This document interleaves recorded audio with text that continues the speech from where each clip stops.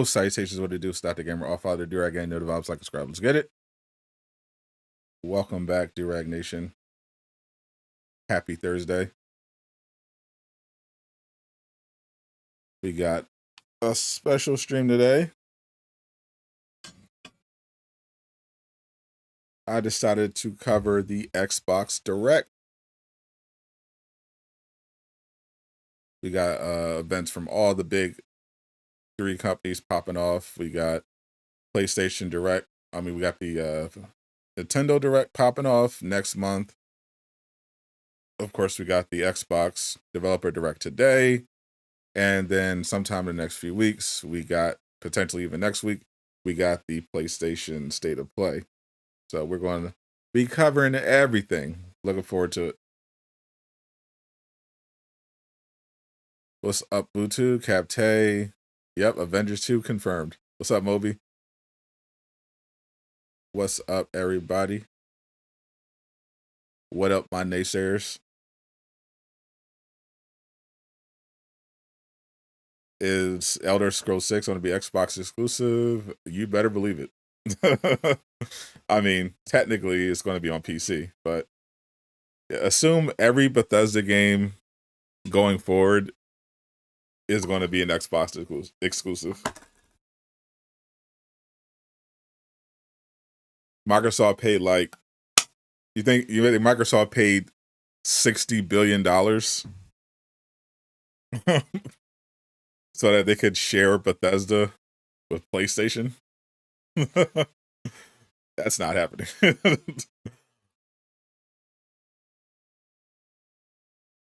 What up? What up? What's up? Double X. What's up, Lou? What's up, Chris? Champagne. Shout out to all my defenders in the building. Exclamation mark join if you want to become part of the Cool Kids Club. Also, exclamation mark Discord. The Discord is open for business. You still need to become a member to access these special secret areas of the Discord. But if you just want to come in, hang out, exclamation mark Discord. Join that conversation. Especially if you're looking forward to playing some upcoming games like Suicide Squad, Kill Justice League. If you're looking for tips, you want to squad up with people, we're going to have rooms dedicated to that as well. You're reaching 100K when Suicide Squad hits the store. That would be hilarious, actually. If Suicide Squad was the game that got us over that final stretch to 100K. It's definitely possible.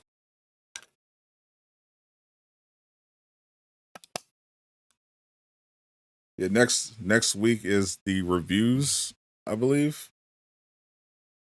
The review embargo should be like the day before early access hits.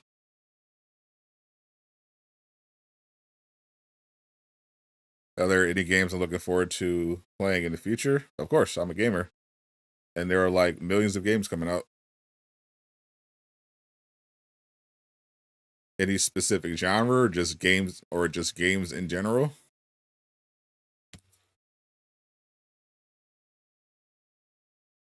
What's up, Bruno? Just here to say what's up. Don't care about the L-Box. There. Well, I do care about Xbox to some degree. I did own an Xbox 360. Fable 2 is in my top 3 all-time games. So I'm always looking forward to any type of Xbox showcase because I want a reason to play the Xbox, you know? Right now, if I was going to get an Xbox, I'd probably just replay Fable 2 to keep it a buck.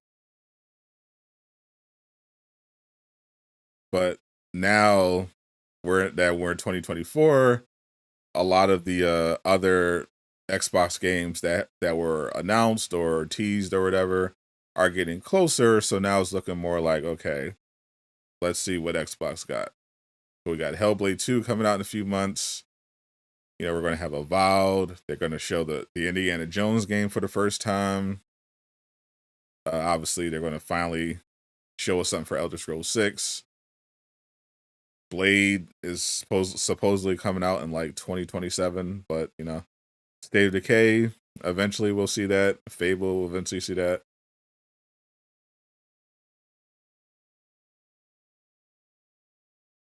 I am definitely not excited for the South Park game. But I do like South Park. What's up, NGG? Just anything that's been announced or teased. Yeah. I mean, obviously, I'm interested in superhero games because you know, I run a channel that mostly covers superhero games. So obviously, I've made a bunch of videos on all those games that I'm looking forward to. So those are pretty obvious. So I guess I'll get into games that I haven't made videos about since everyone already pretty much that follows the channel knows about all those games already. But games that are non-superhero that I haven't covered yet, but I will probably make videos when we get some more information about Ghost of Tsushima 2, the sequel to my favorite game of all time. That is going to be coming out eventually. I don't know when. I don't have a time frame. I do know it's in development, but whenever that is, Sucker Punch can take their sweet time. I'm not stressing. It's going to be a masterpiece, I'm sure. Phantom Blade Zero, they showed that at last year's PlayStation Showcase. And I hear that they're releasing a demo of that this year. I definitely can't wait to try that. That was, apart from Spider-Man 2, the highlight of that entire showcase for me. Black Myth Wukong, I've been waiting for that game for a while. Finally, that's coming out over the summer. Can't wait to try that. That game looks insane. Rise of the Ronin is coming out in March. I'm looking forward to that. Always love a Ghost of Tsushima adjacent game. That's pretty much the main reason I'm interested. Helldivers 2 might be worth checking out. I'm gonna see if I can get some access to that. I'm always in the mood for a new third-person shooter multiplayer. Stellar Blade, obviously that's going to be a game for the culture. Looking very much forward to that. I can't wait. It's supposed to come out later this year. Stellar Blade, very, very high on my list. In the future, I was definitely hoping for a really good Fable game. I wasn't blown away by what I saw at the last Xbox showcase, but I have hope that one day we'll get a truly amazing Fable game on par with Fable 2. Just here for it means fair, fair, fair. Rise of Rome was cool. Oh, for sure.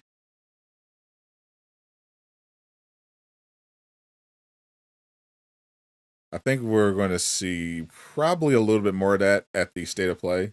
I'd be surprised if we didn't.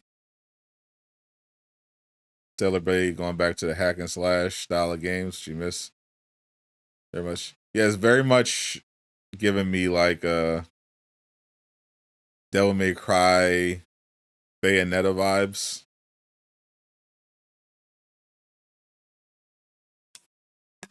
I miss that era.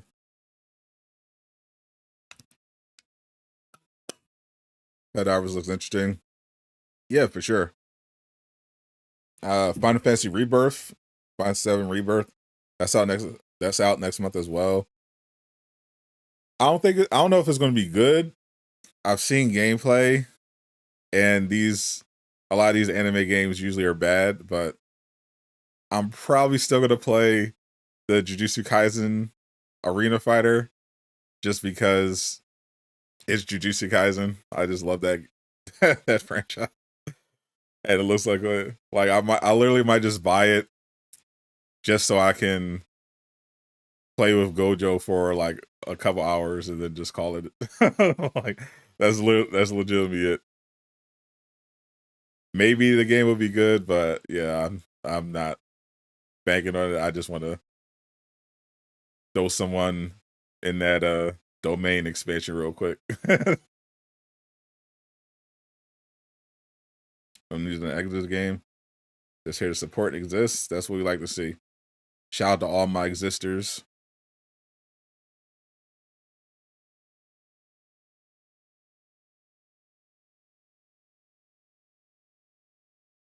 I just want to see what they're cooking up.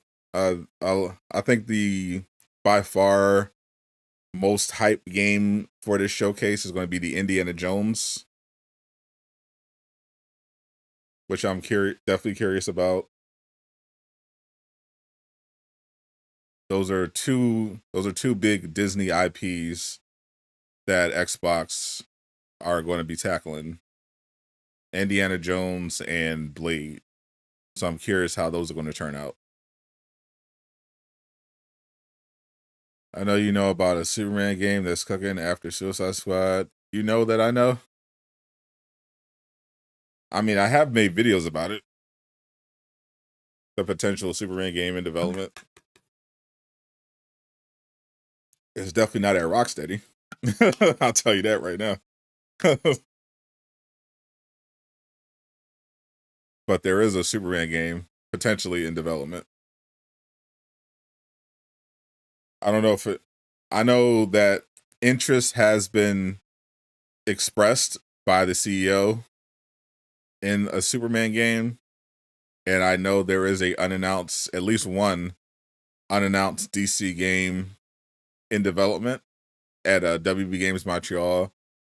Also saw the other day James Gunn, not only as a follow-up to his comment on Threads about how they're not planning for Suicide Squad to be the last Arkhamverse game, he said they are planning multiple DC-based games, AAA, not like, small mobile game tie-ins or anything like that. Like, James Gunn's video game plans for DC includes like actual AAA games based around the DC property.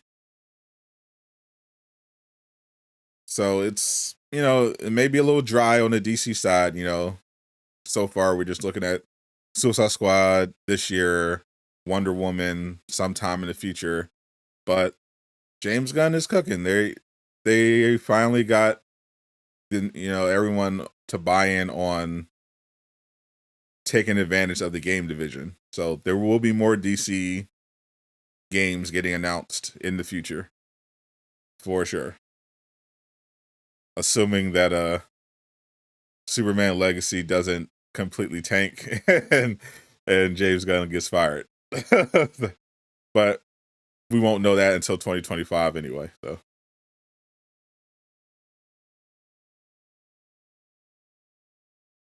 where is the Wonder Woman game? Still being worked on by Monolith. They are working hard. They're just not ready to show anything. You heard, is it confirmed through a Twitter post? Well, that's your answer. It was a Twitter post. If it was in a Twitter post, it's probably made up.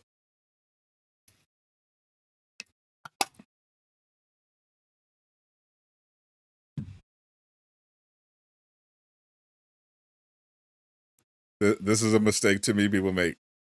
If you see it on Twitter and no one provides a source, assume it's fake until you've done a follow-up.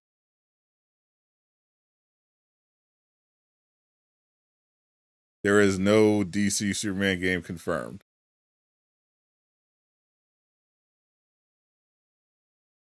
Now, the CEO, David Zaslav, expressed interest when he was talking to investors about expanding the Superman IP into a game because he was having a larger conversation about how they need to be using their game division to take advantage of all the IPs they own. It was an investor call where he was, bragging about the success of Hogwarts Legacy and basically kind of stating the obvious. But this is WB, so we'll give it a pass on that they're trying. They got someone trying at least. But basically, yeah, it's video games are a big thing. People love video games. They love getting lost in these worlds, and WB is sitting on a ton of IPs that they could be turning into video games, which is important because since they own all these IPs, they don't have to pay licensing fees. So this basically gives them the benefit of releasing an original IP because they don't have to split the fee. They don't have to split royalties with anyone. They don't have to do license fees, but they have a built-in audience for that already. But they haven't been properly taking advantage of that. And thankfully, now that they have a new CEO, that's changing, especially, James Gunn's on board overseeing the DCU, and he's very much aware of how important it is to have video games coming out alongside all his other DCU plans. Welcome, Nava. What up? What up?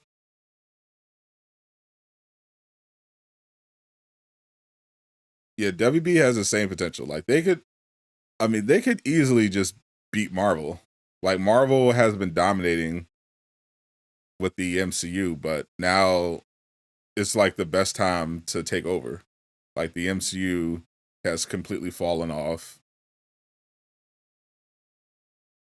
Like they're doing a clean slate over on the DC side. They could potentially like take over. We know Insomniac is basically carrying things on the Marvel side. They have been, but EA's getting into it. But if WB starts pumping out like DC games that are like hits that aren't just Batman, and their DCU projects actually do well, then we could be looking at like a whole DC renaissance, which I'm here for because I've always been a slightly bigger DC fan than Marvel fan. I started with Marvel, but I overall prefer DC. Obviously, I want both to do well, but I really want DC to do their thing because they've been like falling behind, especially when it comes to games.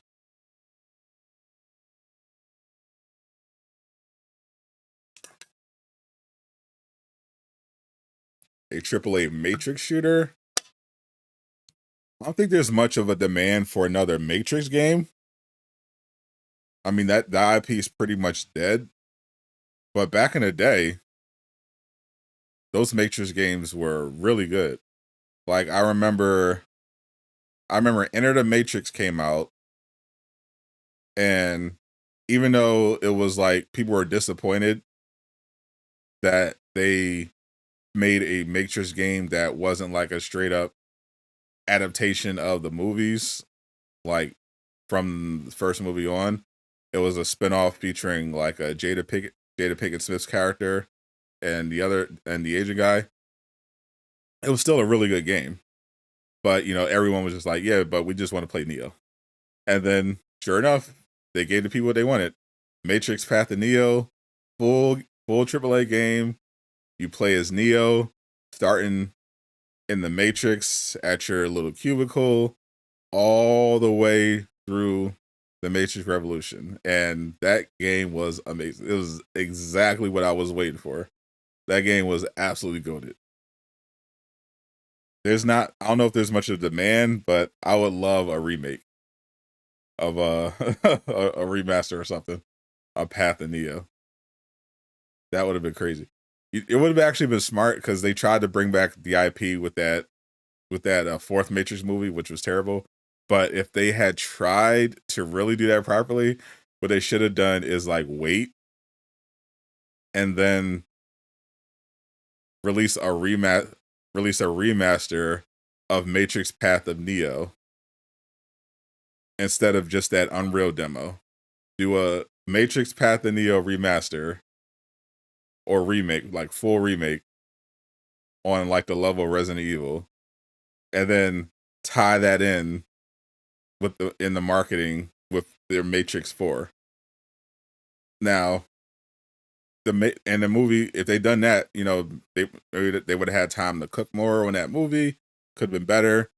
Movie still could have been bad, but that would have been sick.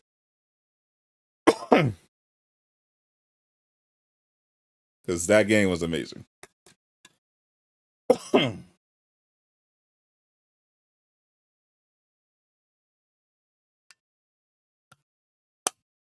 last DC animated movie was bad. Which one?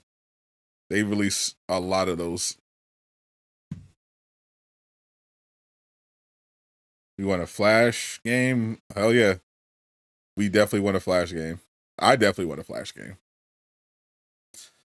They have so many. Like we need Flash. They have so many characters they could make games out of. We could Teen Titans, Flash, Superman, Aquaman, Shazam, Martian Manhunter, the Teen Titans. They could do a Justice League game, obviously. Justice League Dark. Like there's so many routes they can go with the DC franchise in terms of gaming. Blaze of Flame, what's up? Do you think we will get more PlayStation exclusive Marvel games from either PlayStation's first party? I don't think there's going to be any more PlayStation exclusive Marvel games outside of Insomniac. No, all the big PlayStation studios currently are busy doing their own thing, their own IPs. Insomniac's pretty much the only. Insomniac's pretty much become PlayStation's default Marvel studio. All the other PlayStation studios are just doing original IP, their own IPs at this point. Only Insomniac right now is doing Marvel exclusive stuff for PlayStation. Prices on Infinite Earth. Static Shock, yes sir. I would love Static Shock. Your thoughts on Deadpool 3? It's not out yet. I have none. I can't tell you much about it because we don't know much about it. It's not out. We don't even have a trailer. Deadpool 1 and 2 were great. I hear this one is R-rated. It's got Hugh Jackman. It's gonna have pretty much every cameo you can think of. It should be good. I mean, it has to be good for the sake of Marvel's future. It's the only movie they're dropping this year. They've got Ryan Reynolds back. Ryan Reynolds got to have his writers. He got to have his R rating. He's got all the cameos. If this movie is bad, Marvel's cooked. The MCU is cooked if Deadpool 3 flops.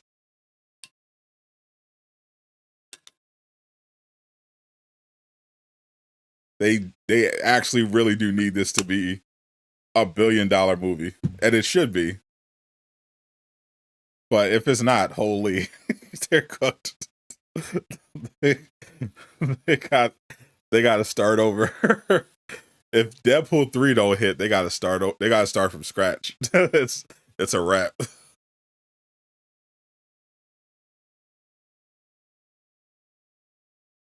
Getting chased by the superheroes in Blackest Night, forming a Dead by Daylight style. Interesting. From the POV of a civilian. You know, or a Matt. You know, everyone you know wants the Doctor Strange game, but a Zatanna game or a Doctor Fate game, that could potentially be crazy. I would definitely play a Zatanna game. Especially if they make her bad.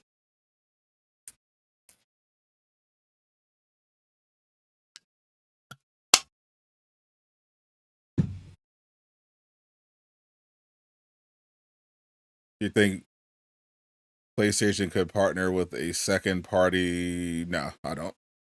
If Sony was going to do a Marvel exclusive game, they would just have one of their studios make it. Otherwise, all the other Marvel games that are not being made by a PlayStation Studio or an Xbox Studio, as is the case with Blade, they're going to be available on all platforms. That's generally how Marvel games work. They're going to be multi-platform. Everyone's going to have them.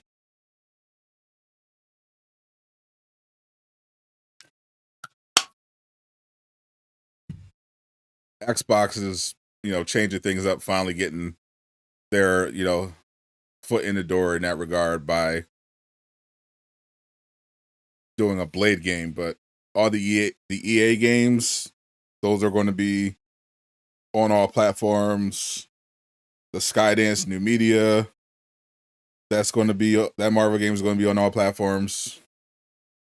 All the Insomniac stuff is the only exclusives. So Usman, what it do? How you feeling? What's up, Wavy? Welcome. What DLC characters you wish for in Suicide Squad? I just want Bizarro. Just give me Bizarro, and I won't say anything else.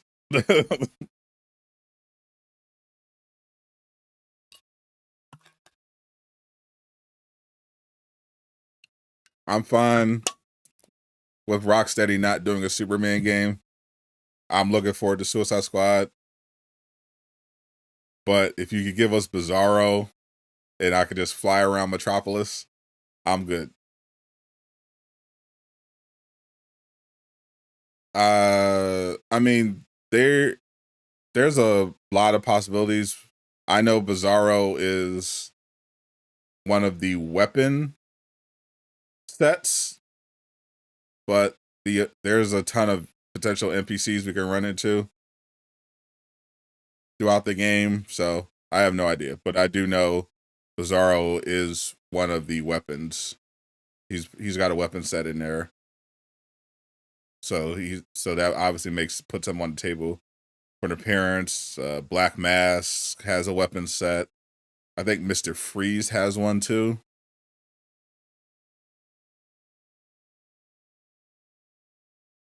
Obviously Bane. I think that was the first one they showed. A Bane weapon set.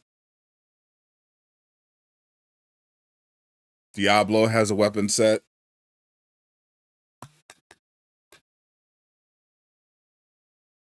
I don't know anything about Aquaman in Suicide Squad. Miller probably knows, but I didn't ask. I'm trying to keep spoilers to a minimum.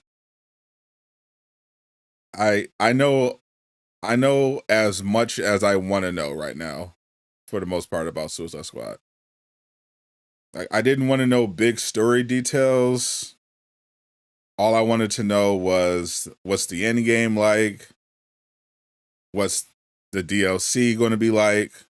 What's the other post-launch content? What's that going to be looking like?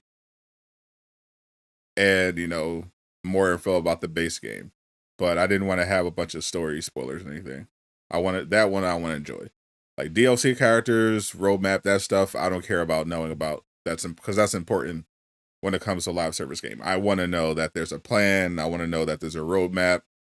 I want to know all that stuff. So I found out all that stuff. I'm good. I'm just waiting for the actual game myself to experience the full story, which I'll be playing next week, hopefully soon.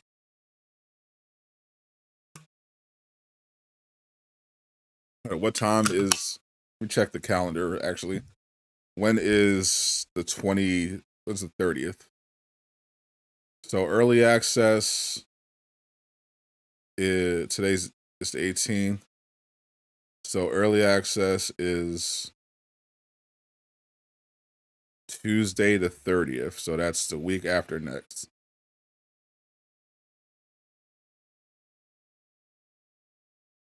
So I think we're going to have some stuff popping off next week. Episode 3, definitely. of Suicide Squad Insider, I think, is dropping next week. And then tomorrow we're going to be back live because there's a special Suicide Squad stream popping off. They got a bunch of the top streamers in the world, and they're going to have them play some endgame content with the community manager. That's going to be fun. It's Dr. Lupo, Shroud, and Tariq. That's going to that could either go extremely well or very poorly.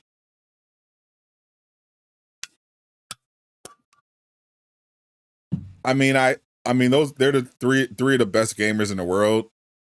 So I'm sure they wouldn't be playing the game if they didn't know what they were doing. Like, that would be obviously really dumb to put them in that situation. So I'm not worried about that. The only thing I would be worried about potentially is if like something goes wrong with the game. like obviously that would be bad. Like for people who played and were part of the Avengers experience, you probably remember a couple of those streams, like with Brian Wagner and Andy, when when the game crashed or had characters fall to the floor. Like, obviously that happening while Dr. Lupo or Shroud or Tarek is streaming would be disastrous, because they're massive. They're going to have like tens of thousands of people watching at once, so that's going to be a problem. But other than that, it should be okay. There's a strong chance that they're only doing this for the money, but there's an outside chance that they might legitimately enjoy the game. But as long as they make the game look good, it's probably a W. And I played the alpha, and it was a really old build of the game, I heard, and I didn't have any issues performance-wise, even in multiplayer. So on a current new build, all those guys should be fine, but there's always a chance.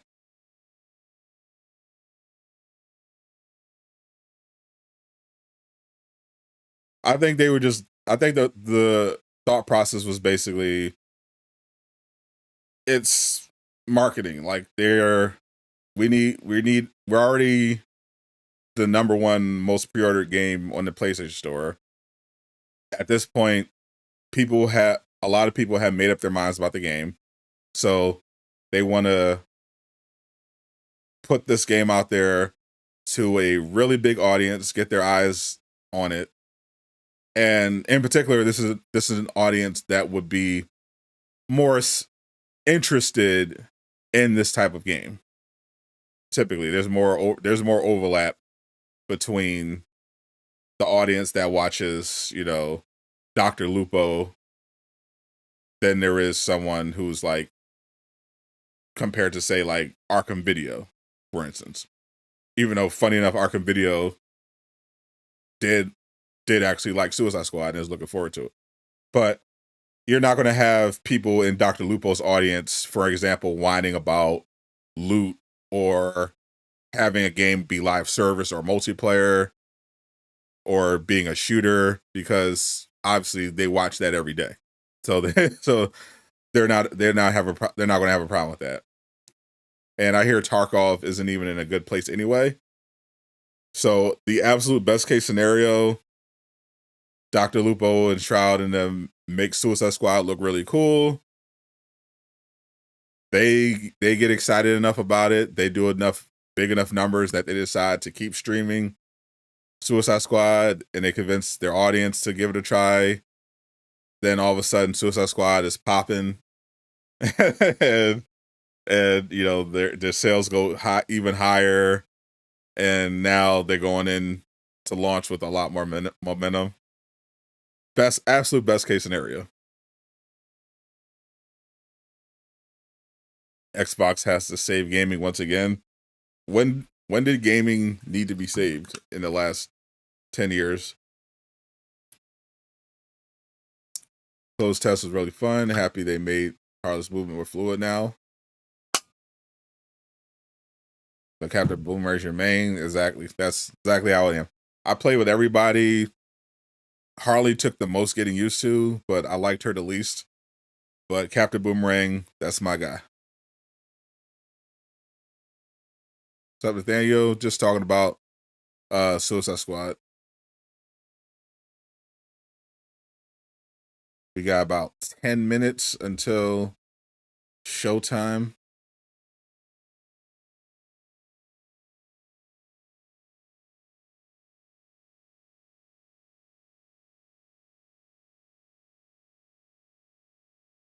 So we're basically going to go back to back.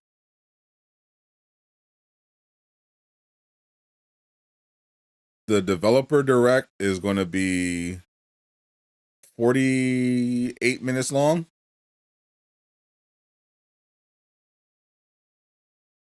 And then at 4, Bethesda is going to have the Elder Scrolls showcase over on Twitch.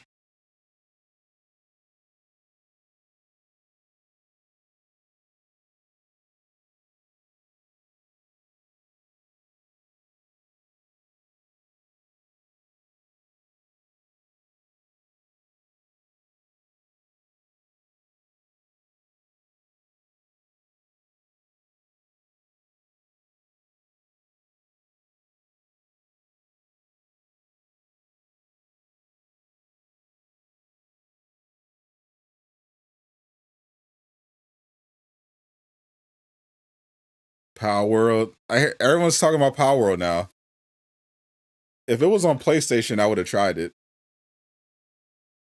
Because it's funny, it looks exactly, and that might be another reason I get an Xbox.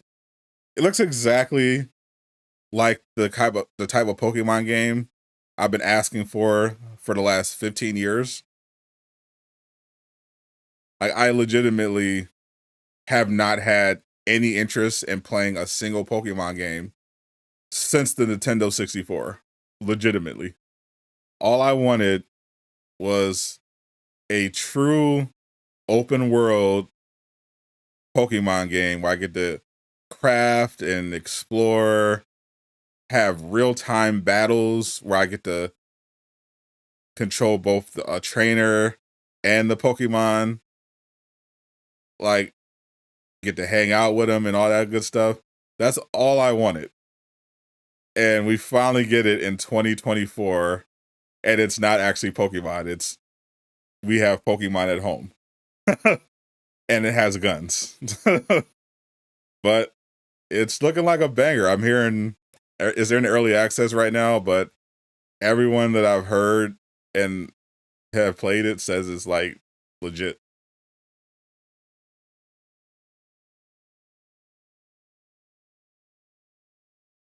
Watch Noah play it. He walked up to a Pokemon to start punching it. A pal, Nintendo. I'm surprised Nintendo didn't sue them.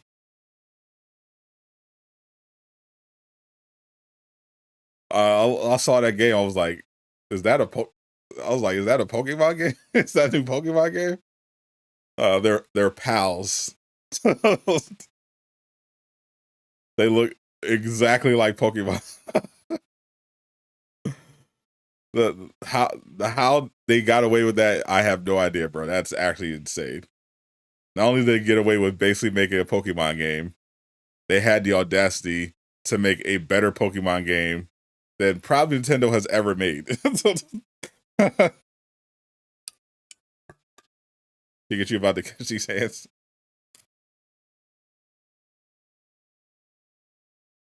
What, a Green Lantern game? Think of all the things you could do gameplay wise. Oh, for sure. There's a lot of potential with a Green Lantern game. A lot of directions you could go in. My pitch for a Green Lantern game was basically like a Baldur's Gate 3 with real time action.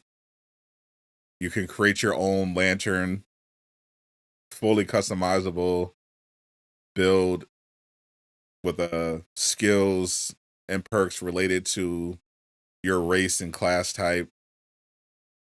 Big RPG story elements with a lot of options as you patrol your sector. but instead of turn-based, like really cool real-time combat, similar. I really like. As bad as Avengers was in a lot of ways, I would definitely have Vince Napoli come back again and do the combat, because Vince Napoli absolutely cooked when it came to the combat in Marvel's Avengers, and obviously in God of War. But if you could combine those two, that game would be nuts.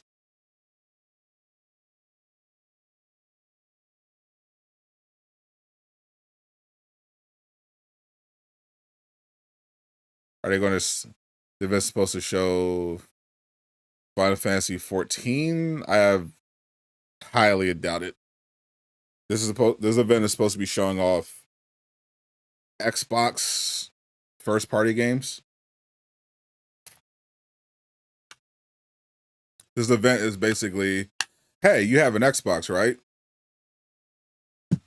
Well, check out all our exclusives that we have. We promise, guys, we're cooking. I showed a little bit of it in the thumbnail. I talked about pretty much everything in the description of this stream, but obviously the big ones are Hellblade 2, Indiana Jones First Look, and Avowed. Those are going to be the main draws that people are going to be tuning in for.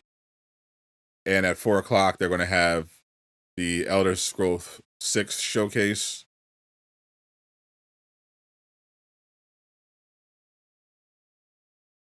And they said there's a surprise game that they're going to show off. I don't know what it is, obviously.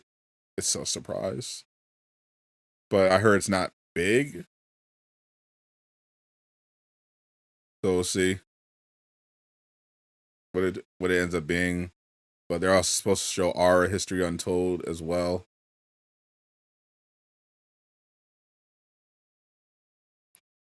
But Indiana Jones First Look is definitely the highlight that people are looking forward to. If they can update on some of those other games that they showed previously, like State of Decay, Fable, that would be a W as well.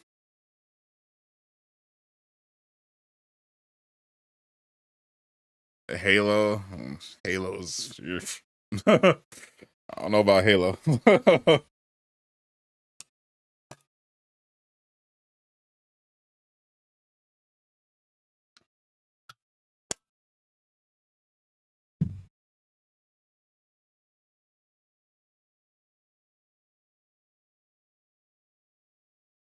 I actually don't have a PC. I have a Mac.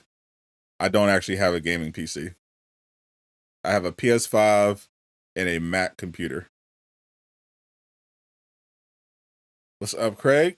Welcome. Appreciate you hanging out, my friend. I've been holding off because I really wanted to wait for Xbox to have some more first party games. But I don't know, now that Palworld is taking over, I might have to grab it.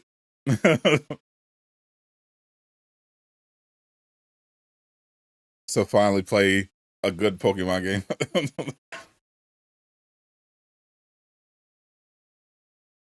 And they have some stuff popping off this year too.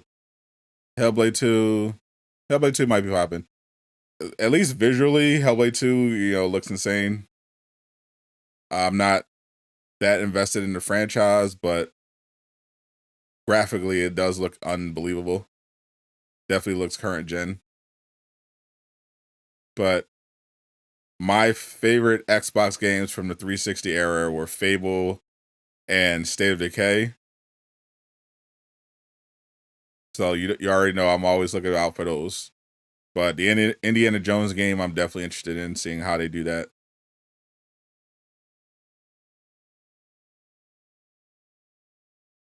What'd you miss? Nothing. Show is 1 minute away.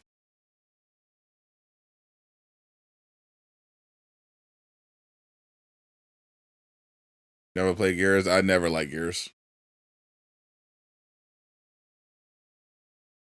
I never liked or cared about Gears or Halo or Forza. Legitimately, the only thing I played on Xbox was Fable and State of Decay. That's how I spent like 90% of my 99.9% of my time on Xbox. Fable and State of Decay. That's all I played.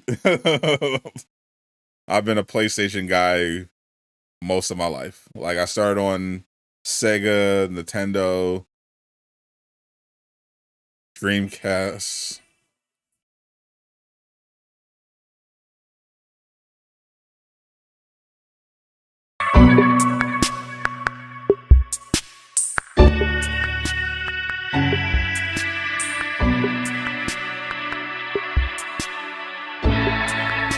It is time.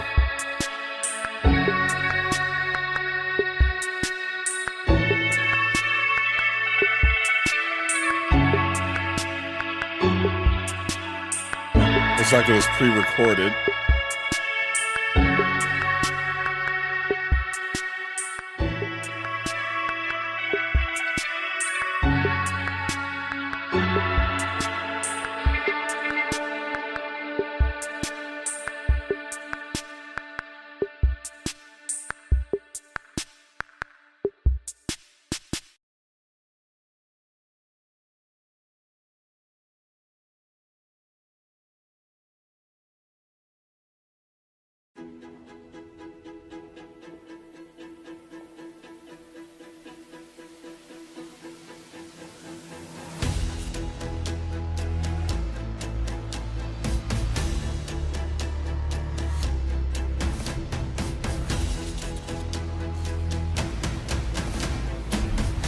Horror Studios.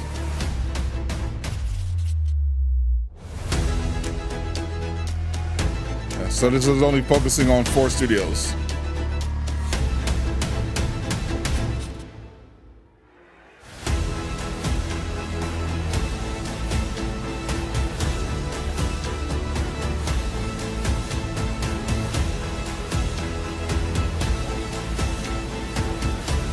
So Indiana Jones, Hellblade 2, Avowed, and Aura.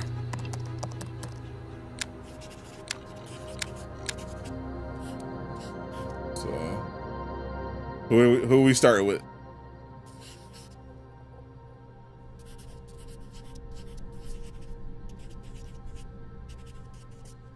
Starting with Obsidian.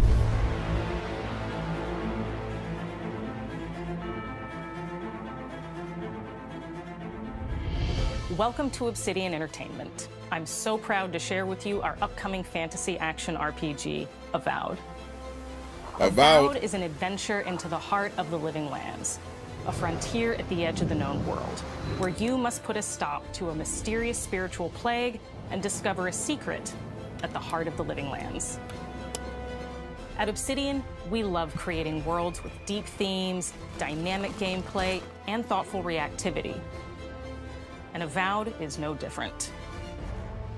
We set out to blend the believable and fantastical to give players a world and experience like no other. Looks like Immortals of Avian. It's vibrant, it's strange, but it's one of the most less incredible flashy settings in the world of Aora. There's going to be a lot of great secrets to discover, one of which has a really personal connection to you as the player character, and you're going to have a great time getting to know those secrets and leaving your mark on the world.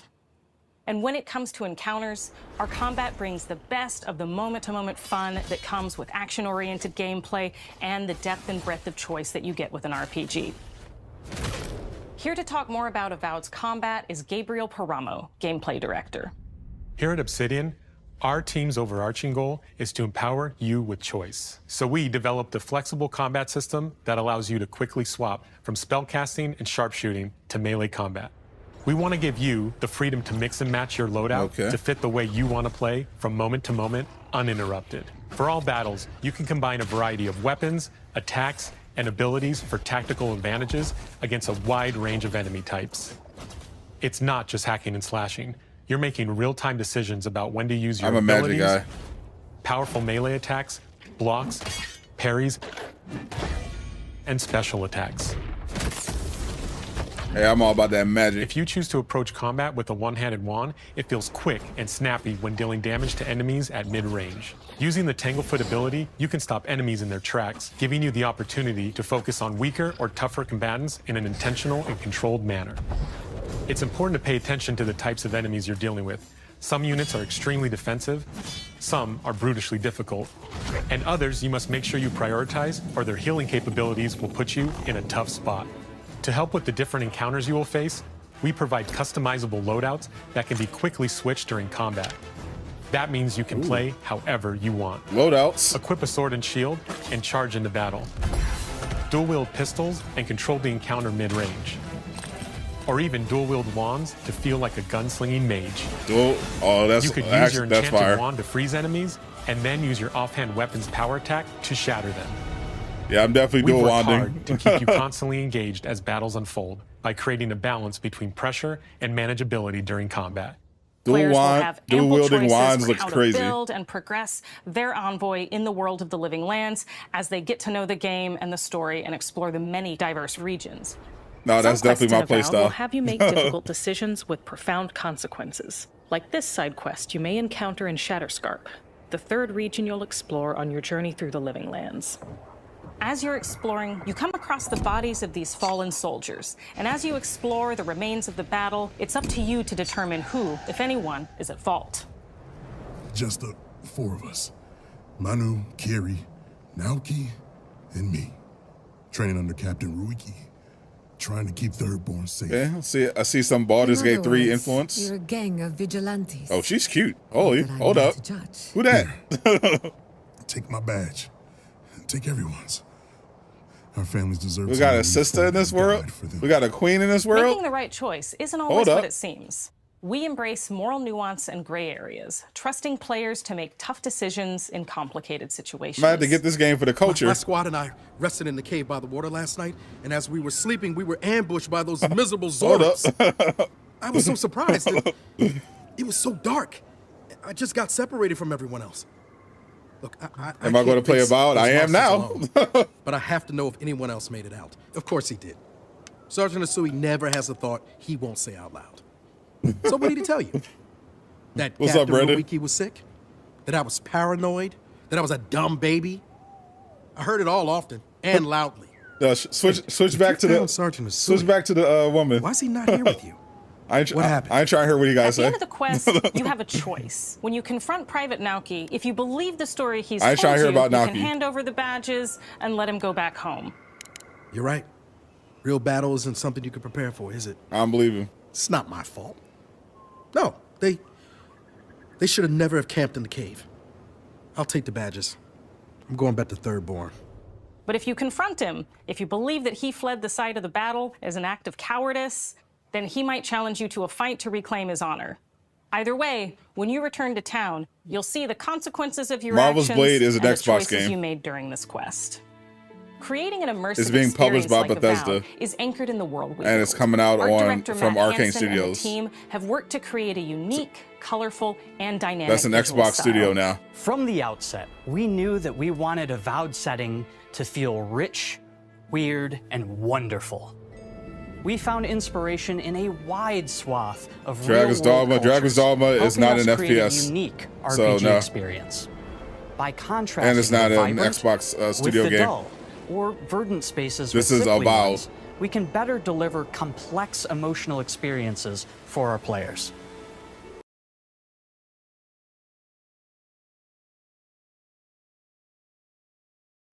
The Living Lands is a continent of untamed valleys with widely varied biomes, from luxuriant forests to volcanic wastes. And each of those regions itself is a conflux of storied landscapes. All of the regions have a lot of special things associated with them, but I have a deep place in my heart for Shatterscarp. As you're wandering the wastes of Shatterscarp, you might notice off in the distance a vibrant jewel of color. By transitioning from destitute, muted tones of a wasteland of sand and marching in towards a beautiful oasis.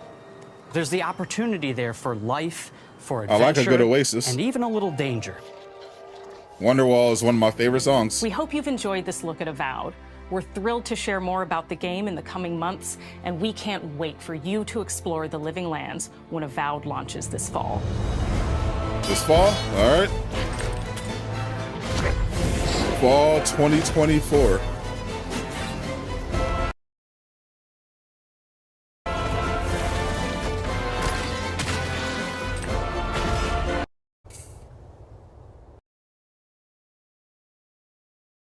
So that's Avowed.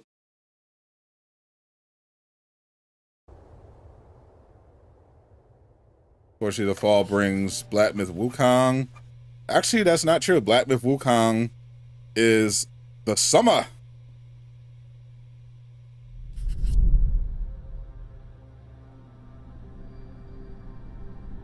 The summer brings Black Myth Wukong. They're probably going to save Indiana Jones for last, right? Yeah. So next is Ninja Theory. That's Hellblade 2.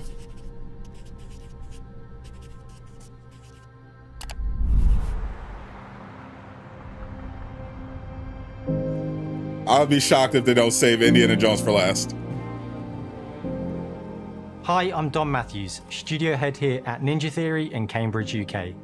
We're now in the final months of development on Senua Saga Hellblade 2. First Descendant. And the team is working hard to bring you an unforgettable journey I think it's definitely a Game Pass game. World and her battle for survival, where we have once again combined high fidelity and immersive presentation with a shorter, narrative-led experience that focuses on the things that we really care about, and that we hope you care about too. You see how strong you are. Do you see how the pitiless world stamps you down? This feels like it's definitely Senua is back with a game of the year. She wants to stop the Vikings who raided her village right at their source, in Iceland. But not just her quest has changed. Senua herself has this feels grown like it's since definitely going to be the first nominated. Hellblade. She's made peace with her past and is no longer in such fear of her visions and voices. While the Furies are still her constant companions, she encounters new people along the way, some of which will value her unique perspective, and others who will reject it. Little by little, this settlement became my tribe.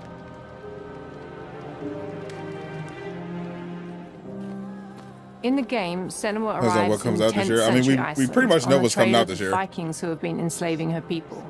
In the story, we're trying to be as faithful to history as we can up to a point, establishing a solid framework and then building more that many surreal surprises. elements on top. Really Senua left. will face up to giants who have plunged the land into chaos, and which in turn has seen the rise of the Droiga, a violent threat that has swept through the settlements that she'll discover. Senua will make new enemies and also new allies who will come to see her unique perspective as a beacon of hope. And she'll discover, along with us, how this viewpoint can have its advantages. XYZ and go with this game. It looks great, for sure. Senua is a Celtic warrior who experiences psychosis, seeing things that other people don't, hearing voices, and having unique beliefs about the world around her. To bring Senua's perspective of the world to life in a truthful way, we have once again worked closely with Professor Paul Fletcher at the University of Cambridge, as well as people with lived experience of psychosis. What does that mean? What does that mean? It's terrifying. Players will find themselves traversing beautiful and hostile environments, seeking answers from patterns and signs that Senua sees in her own unique way, and battling through encounters with enemies that will push Senua to her limits.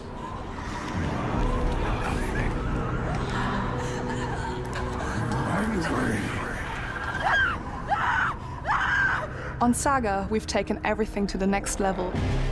With a new motion capture space, a bigger stage team, a stunt crew, and a new cast.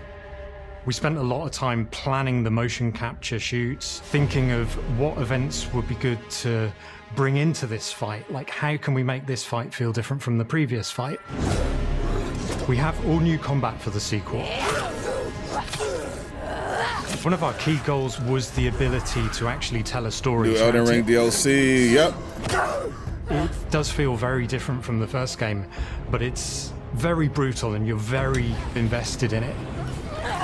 Senua isn't a superhero. She's fighting for survival, and we want the player to feel her struggle in every step of her journey.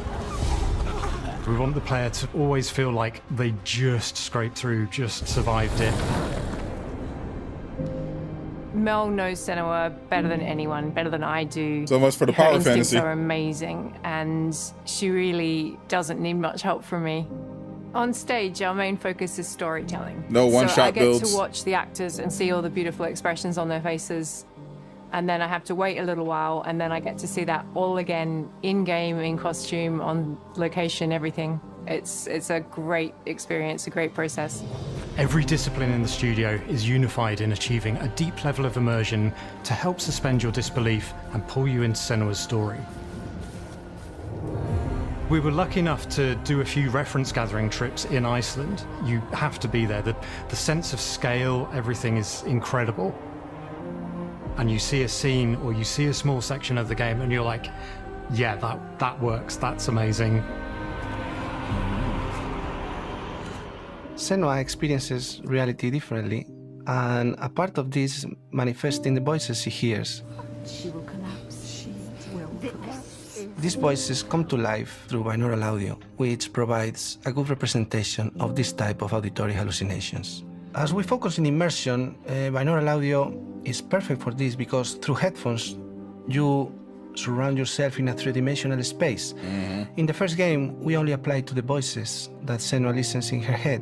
In this game, through spatial audio technology and some extra little things within the game, there is music that is binaural. Every single sound has the potential to be binaural, so everything is spatialized around you, and it's a very beautiful experience. That's gonna be trippy. What will we do to us? Music is a strange language in the sense that it speaks to our emotions fast and deep. It's not only about quality, it's about personality. So when you listen to Hellblade, you know it's Hellblade.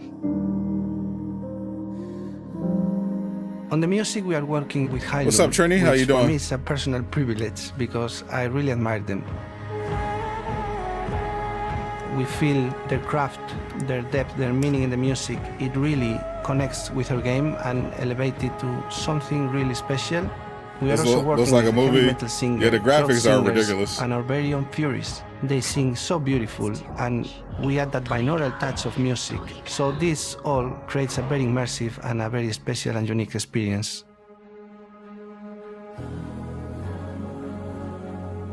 Our mission here at Ninja Theory is to craft life-changing art with game-changing tech.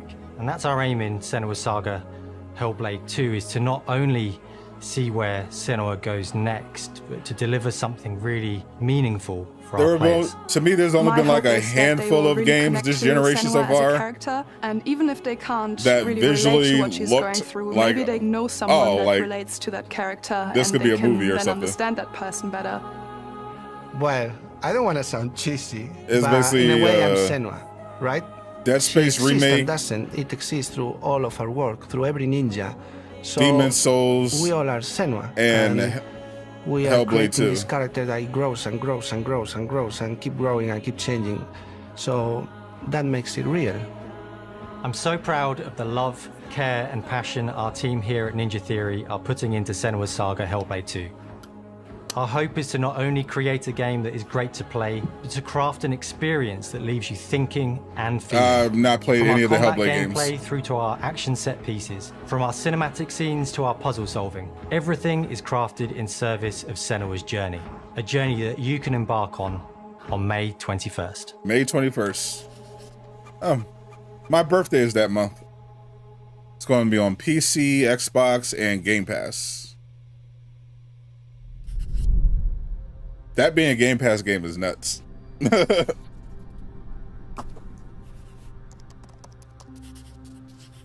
Next is going to be Oxide. Oh no, this is the secret one. The secret game.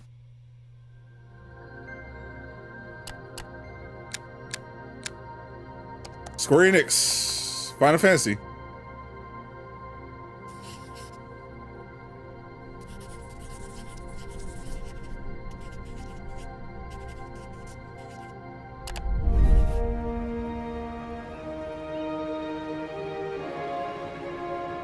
Greetings, Xbox players. My name is Masaru Oyamada, producer for the Mana series here at Square Enix. 聖剣伝説ビジョンズ・オブ・マナの情報を Xbox ユーザーの皆さんにいち早くお伝えできる機会をいただけて大変光栄です。コンソールゲームとしては約17年ぶりとなる聖剣伝説シリーズの完全新作。聖剣伝説シリーズは1991年ファイナルファンタジー外伝として誕生して以降、マナと聖剣をめぐって描かれる愛をテーマに、個性豊かなキャラクターたち、心に響く楽曲の数々、武器の特性を生かして戦うアクション RPG としてこれまでに17作発売され、長らく愛されてきました。本作は30年以上の歴史あるシリーズの最新作となるため、これまで培われてきた聖剣伝説としての世界をしっかり感じられるものを目指して鋭意制作中です。フィールドでは自然や精霊とのつながりを感じられる色彩豊かな聖剣伝説の世界を体験してもらえると思います。シリーズおなじみのモンスターたちも本作に登場しています。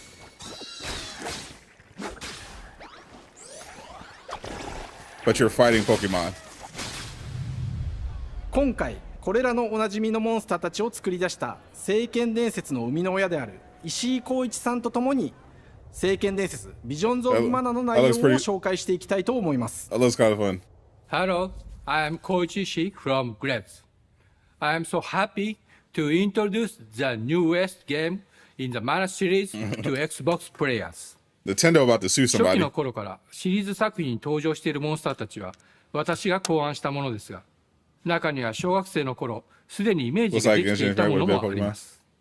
Why do all these non-Pokemon games look better than the actual Pokemon スタートしたモンスターたちをどのような形で最新化して聖剣伝説ビジョンズ・オブ・マナに落とし込むか、デザインの方向性からモデルの完成イメージまでを監修する立場でプロジェクトに参加しました。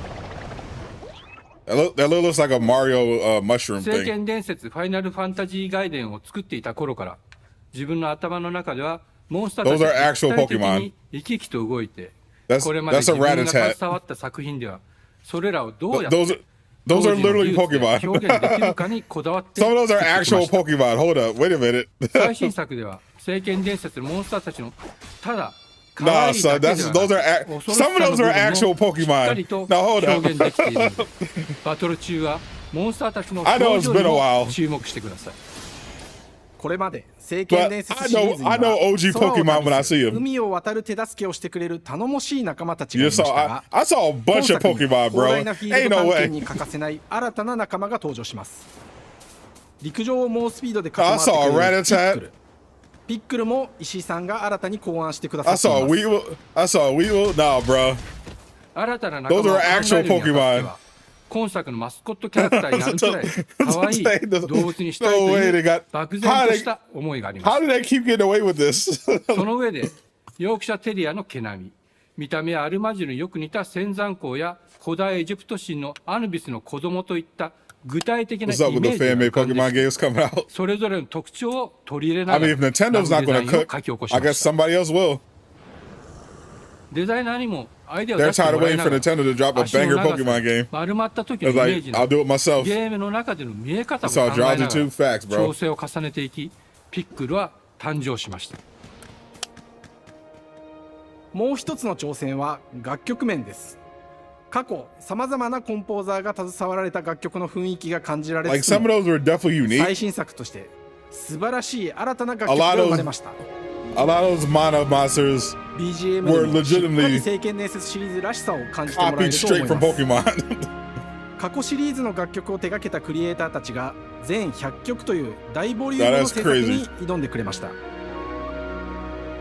新たな試みとしてフィールドの探索からバトルまでをシームレスに体験できるよう、今作ではインタラクティブミュージックを導入しており、冒険の没入感を高めてくれます。探索中の BGM がバトルに入った瞬間、アレンジが切り替わる様を実際に聞いてみましょ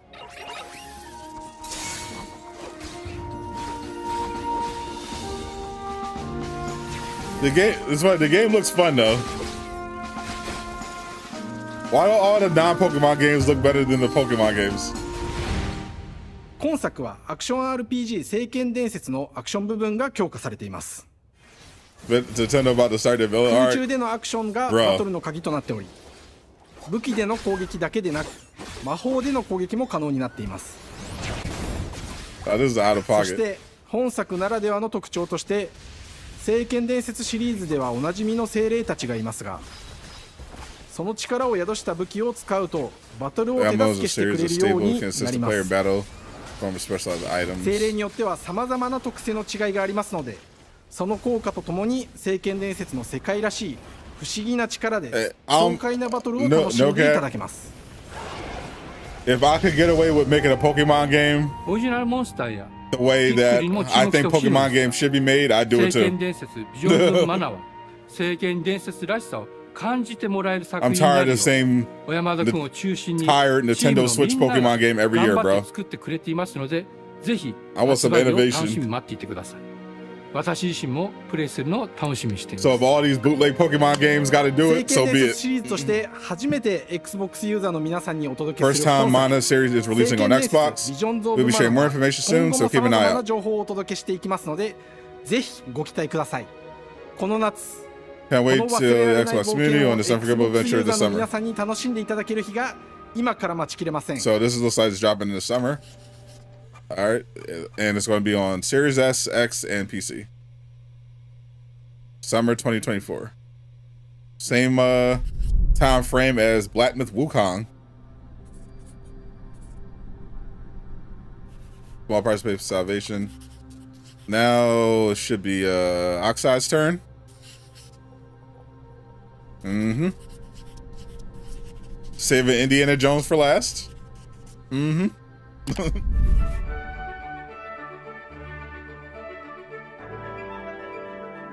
You'll be happy if Marvel's Blade is on PS5 and Xbox. You're not going to be happy. We founded the studio in 2013 with our decades of personal experience building some of the most beloved strategy games Sorry of to all break time, it to you. like Civilization V.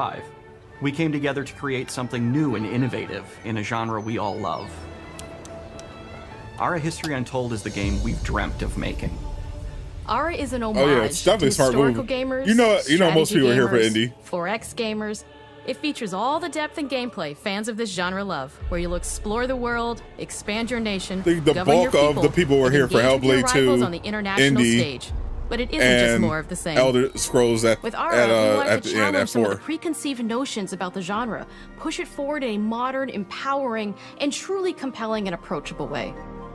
For example, we have over 100 instruments on display in the office, which are all things that we purchased in order to add to the soundtrack and expand the game and make it really good. This is the third game they're showcasing. Ara, Story Untold. Hi, Dan. That's Dan. We started in his basement. What's up, Dan?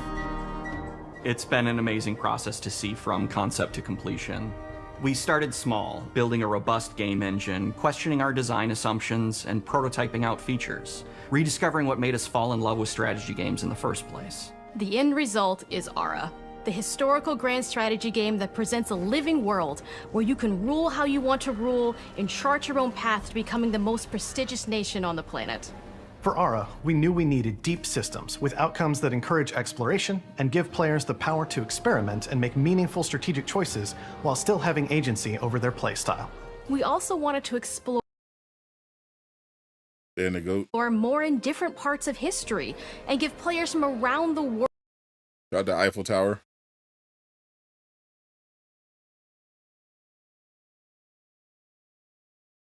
the chance to see the game reflect their unique perspective and not just ours.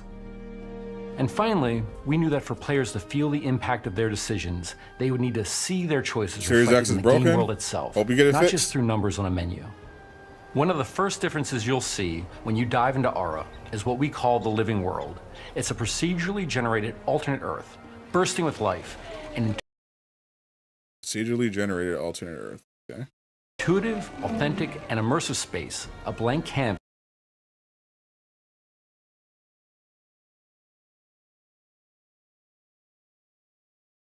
for players to paint the society of their dreams. The living world isn't just a map, it reflects the choices players make over the course of the game.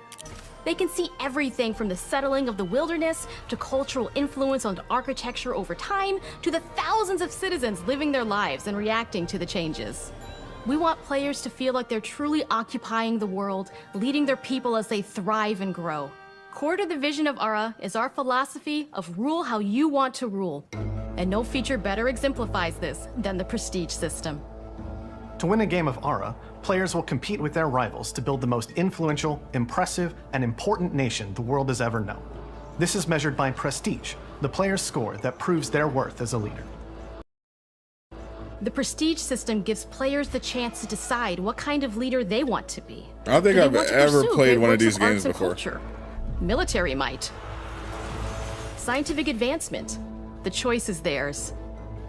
In Ara, there are no set victory conditions. Players get to decide what is most important to them and focus and prioritize on those goals while still being able to win the game.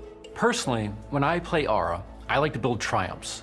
Triumphs are our collection of incredible monuments and architectural achievements from throughout human history. Like the Great Pyramid of Giza. They're hard to build, but worth it, giving huge prestige bonuses and game-changing abilities to the nation that constructs them. Another aspect of Ara that I'm personally excited about is our crafting system. The crafting system offers a unique challenge to the player that they generally won't see often in the 4X genre. Succeeding at balancing, gathering the right things, turning them into the tools that you need, and then finally getting to the outcome or reward of something like an important improvement or triumph just changes the challenge that exists in Ara compared to other 4X games. Crafting plays out in Ara at a national scale, with players honing and combining the natural resources they harvest into all manner of goods and components. Those are the foundation for everything, from international trade to improving their cities and citizens' lives, and even manufacturing the weapons necessary to draft military units. Advanced planning. It rewards players who can see the strategic outcome of all their collective decisions, and not just the individual ones. I'm proud of the work that's gone into our simultaneous turn system. Many strategy games have players alternate taking turns and reacting to their opponent's moves. In Ara, all players' actions are resolved at the same time. This rewards players' ability to navigate uncertainty, to predict and strategically plan for a variety of scenarios in the moment. This system makes Ara just feel more real. In a typical strategy game, once your turn is finished, you have to wait for a long time. With simultaneous turns, generally speaking, those times are very low. You get to keep playing the game. Interesting. And stay engaged rather than having those periods of downtime where you're not doing anything. It's not easy sifting through all of history and picking what to include. For Ara, we wanted to offer a fresh perspective, so we looked at cultures and societies throughout the millennia with the broadest lens possible. Where this approach really shines is in our leaders. Leaders are so often seen as military personnel or prominent government figures, but leaders come in so many different forms. They're thought leaders, scientific and cultural prodigies, and many more. Each leader in Ara has a number of special abilities determined by their personality traits, as well as a powerful and unique leader trait informed by their contributions to world history. What about Barack Obama? With a diverse global roster, we know players will find leaders that they will want to play. And even a few that may surprise them with how fun it is when those leaders are handed the reins of power. For us at Oxide, player feedback is the only way to really understand what you're up, Mega? making. It gives us that priceless perspective from the people we're making Ara for, you. Building the game alongside real players has given us that critical player feedback. In the end, we believe this makes for a deeper connection between the players and the game. One of my favorite examples is when we first introduced the concept of dangerous wildlife to the game. It turns out, in our first iteration, it was maybe a little bit too aggressive or disruptive. We knew we should probably make a change when one of our insiders made a forum post that was just, "Cougars, cougars, cougars, I hate cougars!" Someone get these feline demons away from me. I'm happy to report, based on more recent feedback, that I think we ended up in a good place with the overall threat level of mountain lions to a player's citizenry. It's been years of hard work to bring you a strategy experience like no other. And we're so excited that we can finally see the finish line. We can't wait for players to get their hands on the game later this year. But the launch of Ara is only the beginning. We're going to maintain our insider program after the release date and continue to listen to players and support the game into the future. What game is this? On behalf of everyone at Our Oxide History Games, Untold. thank you for joining us today. We can't wait for you to play Ara and to create your own history. All right. It's Indiana Jones time.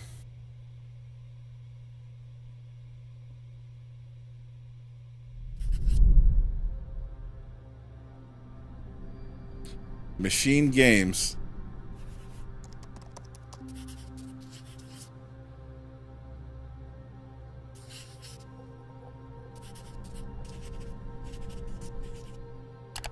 The main event.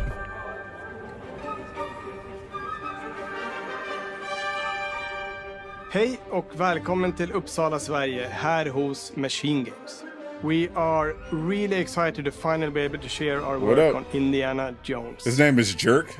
Since the first film came out, Indiana Jones has always represented the ultimate adventure.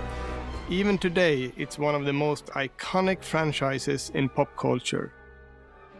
In this game, you aren't just playing as Indy, you are Indiana Jones. Right. You will see through his eyes and experience a journey that we hope lives up to the proud legacy of Indiana Jones.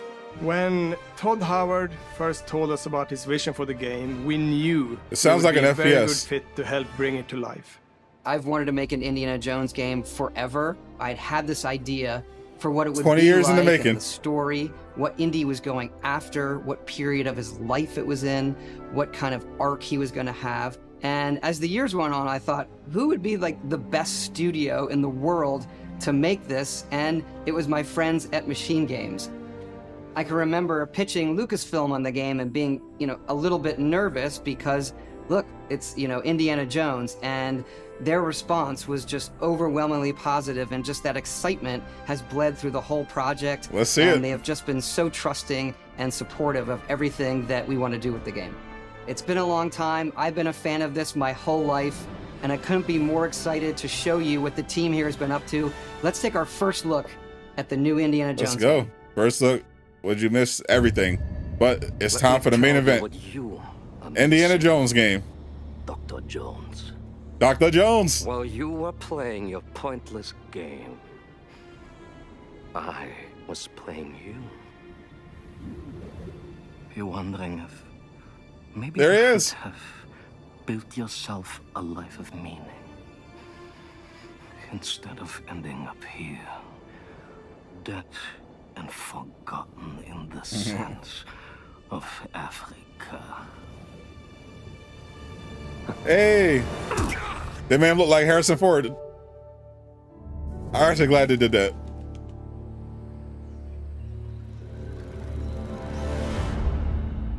Executive producer Todd Howard. Myths. Yep, it's an FPS. History. Just different ways to interpret the past. Thousands of years of humanity's thoughts and beliefs, scattered and buried. Just waiting to be found. You can't just run away from your problems, Indiana. Watch me.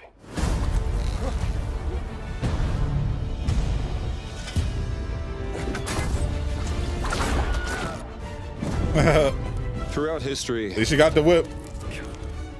Mankind has built sites YFPS. of great spiritual I significance. guess to avoid just making another Uncharted game, to make it like unique. You get a perfectly aligned circle. Is that Harrison Ford on the voice too? Oh, they got the music.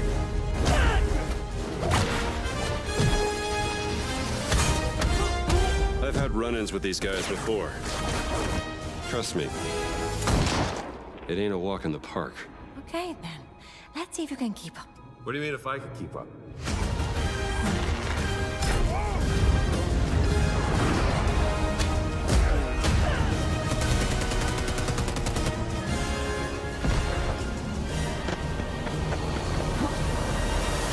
Oh, that looked fun.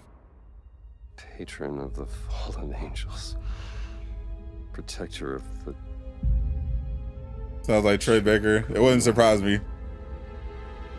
The Great Circle.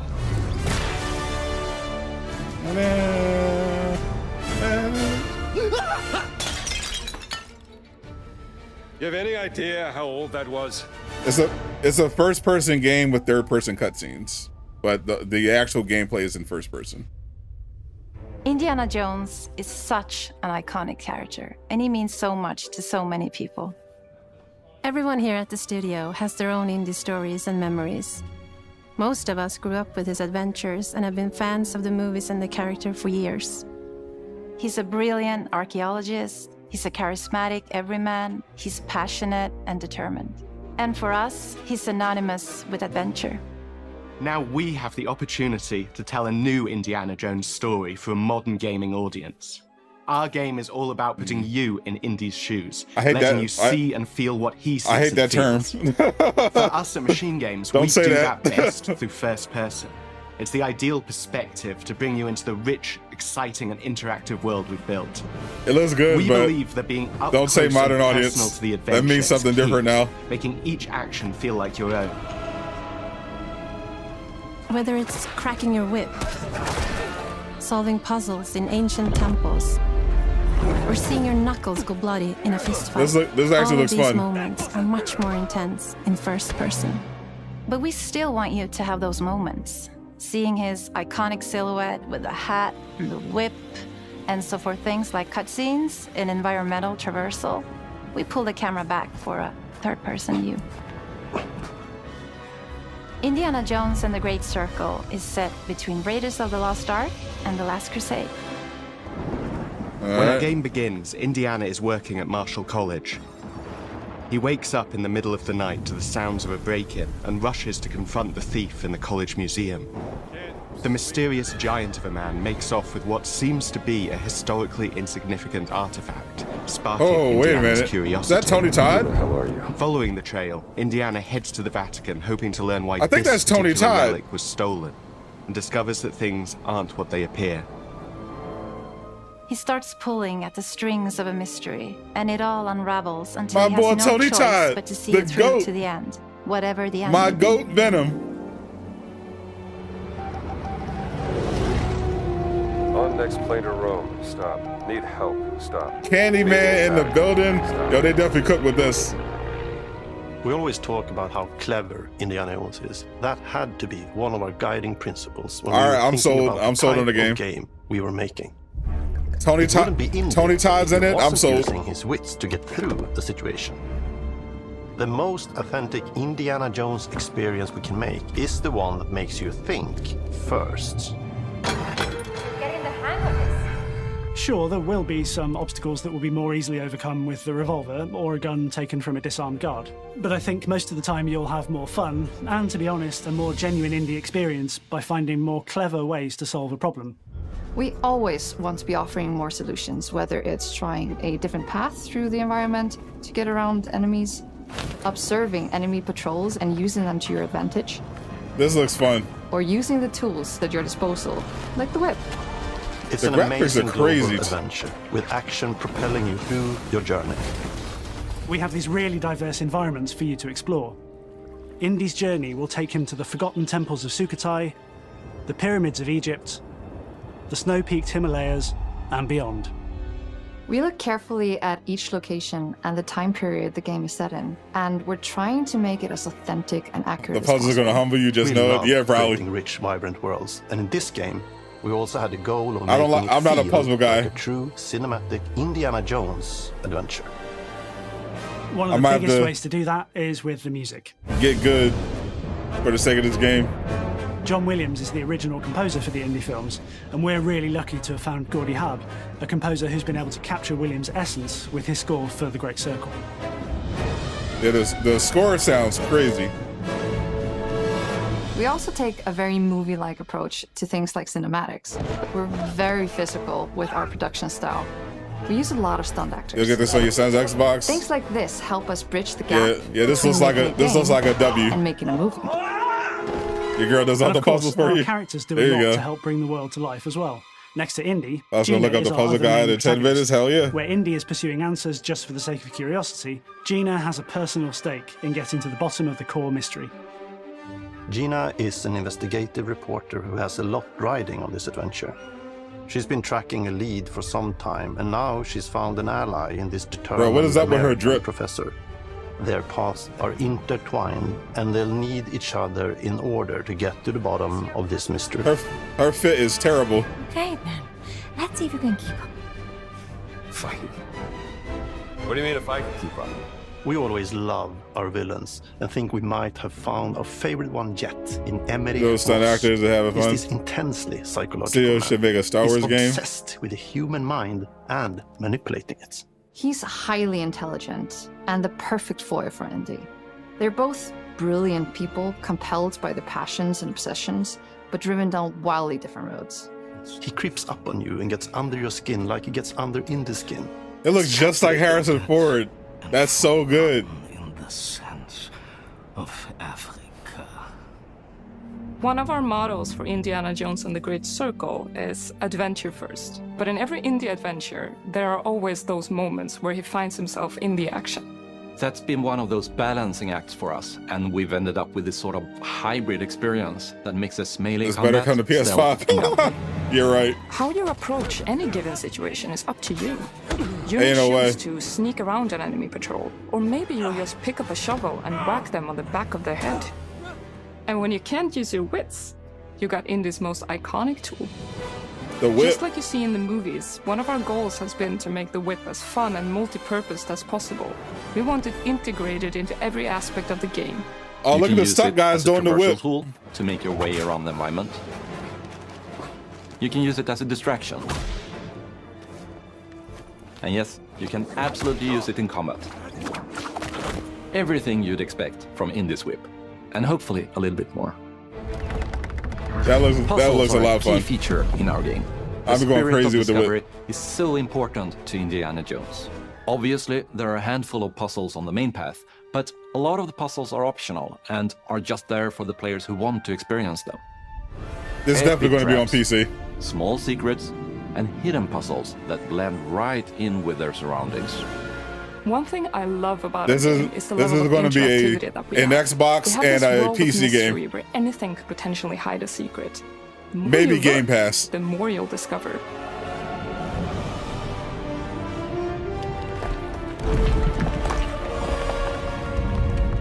All Xbox games are on PC, so that's like that goes without saying. You gotta be kidding me.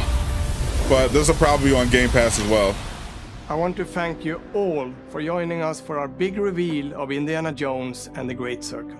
Machine Games is known for creating these rollercoaster experiences with huge set pieces, surprising twists, and immersive narratives. It's exciting for us that we have been able to stay so true to the Indiana Jones franchise and create such an authentic experience while still being able to showcase what makes us us. We are making a game for everyone, whether you are very familiar with the franchise or not. Because at the heart of Indiana Jones is an incredible adventure, and I think that's something everyone wants to be part of. Yeah, I have no problem I'm also very getting excited to Xbox. announce that Indiana Jones and the Great Circle will be coming later this year, and we cannot wait to share more soon. It's dropping this year? 2024?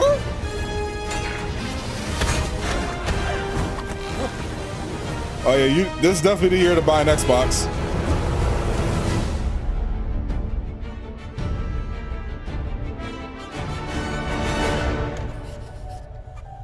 Coming to Series X, PC, and Game Pass later this year. Yep, it's going to be on Game Pass. Yeah, this is the year to get an Xbox, bro. Get an Xbox, get Game Pass, eat good.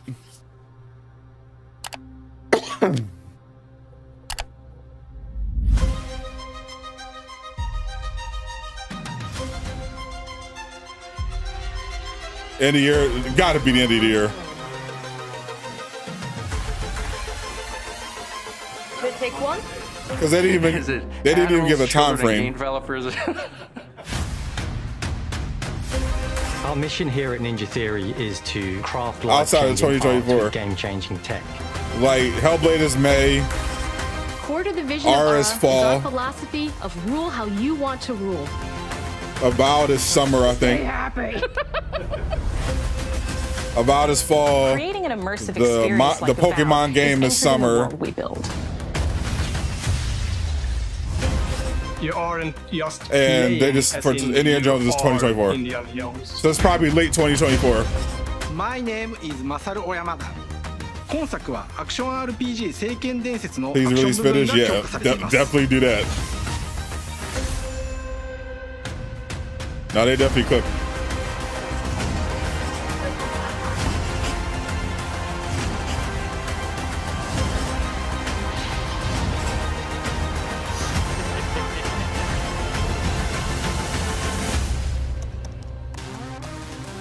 Yeah, I might have to get an Xbox. Yeah, this is definitely the year to buy an Xbox.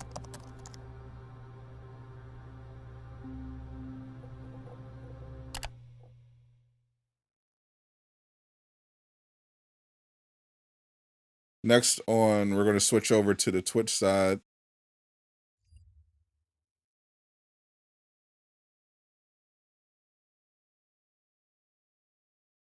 Because in about 10 minutes,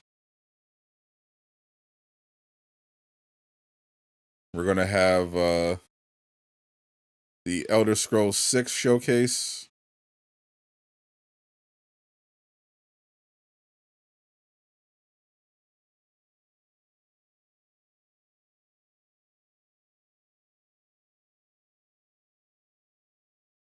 I'm going to take a quick break. I'll be right back.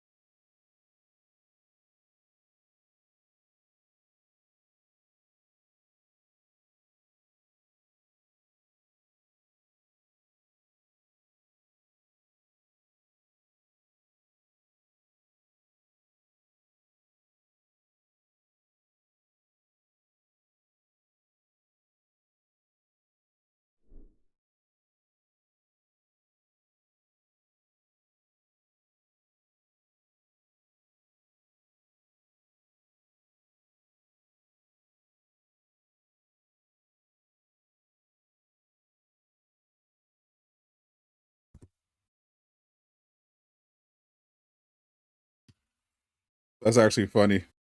They're literally showing someone cooking.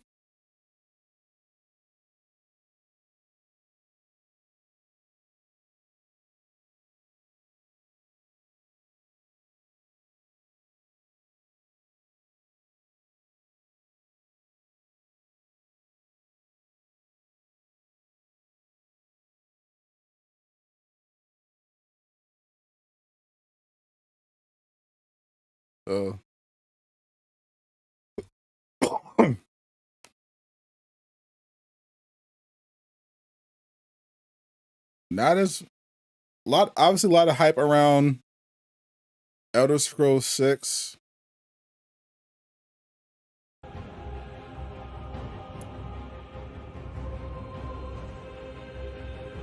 Probably not as much as they would have been if Starfield had went over better among the player base.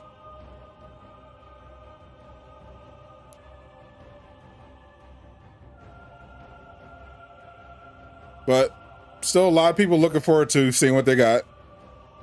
A lot of people have been waiting for Elder Scrolls 6 for a long time. So let's see how Bethesda responds. Definitely gonna be interesting.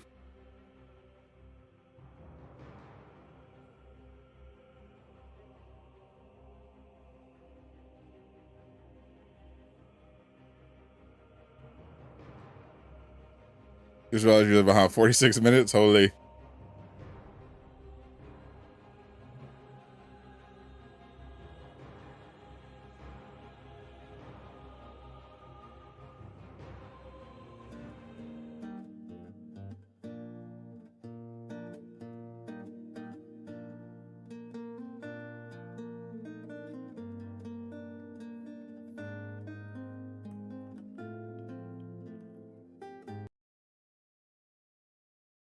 They're really out here to teach you how. They have they have the most random star screen. They go from epic medieval music and artwork to a baking tutorial. That's so random.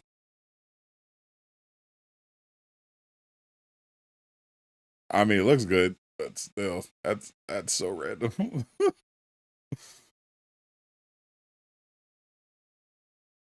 Let them cook. Literally, they are literally cooking.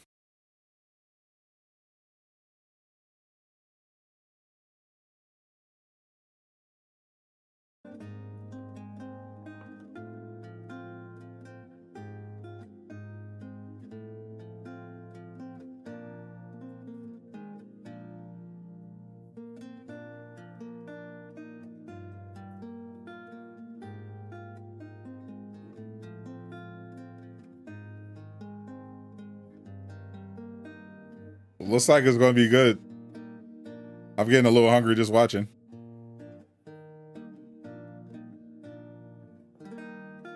Even though I just ate at like 11. I had a crazy meal too. So I'm not that hungry, but sheesh. I was chefing up in the kitchen too. I had like a Viking meal though. I ate boar wagyu beef. I ate bison wagyu beef with some broccoli.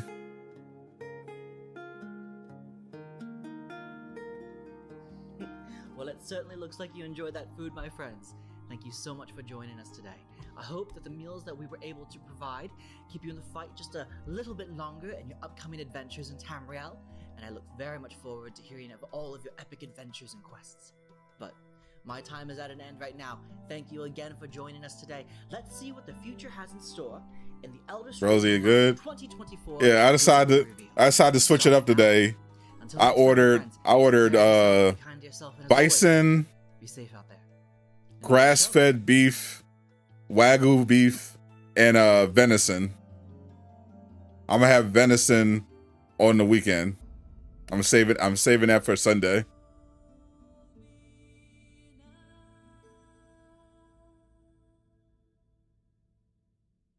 Well, I like to, try out, different stuff to keep the meals fresh while still eating healthy.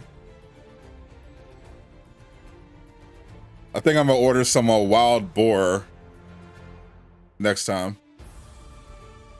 Cook something up. Because I had it before, it's pretty dope.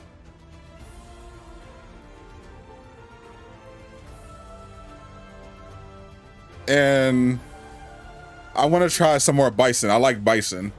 I had bison hot dogs today. I want to try a bison steak next. So I might have venison and bison steak on Sunday for my meal.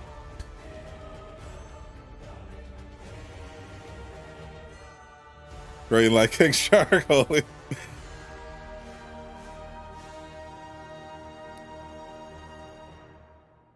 Bison burger.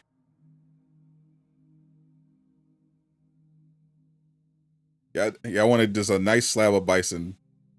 Because the bison hot dogs are hitting too. They were pretty good. But they had some beef mixed in. I want to try out a pure bison steak.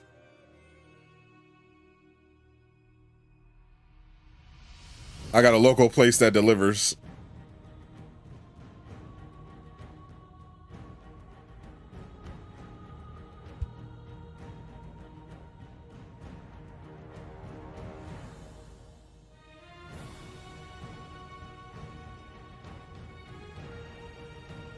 Episode 3 Event Cider got announced. Yeah, that makes sense.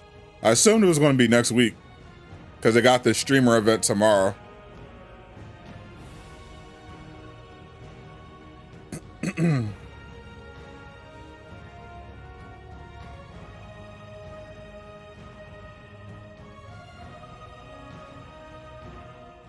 It's Monday. Episode 3. Introducing Elseworlds. We will be there. Elseworlds is. I know what that's about.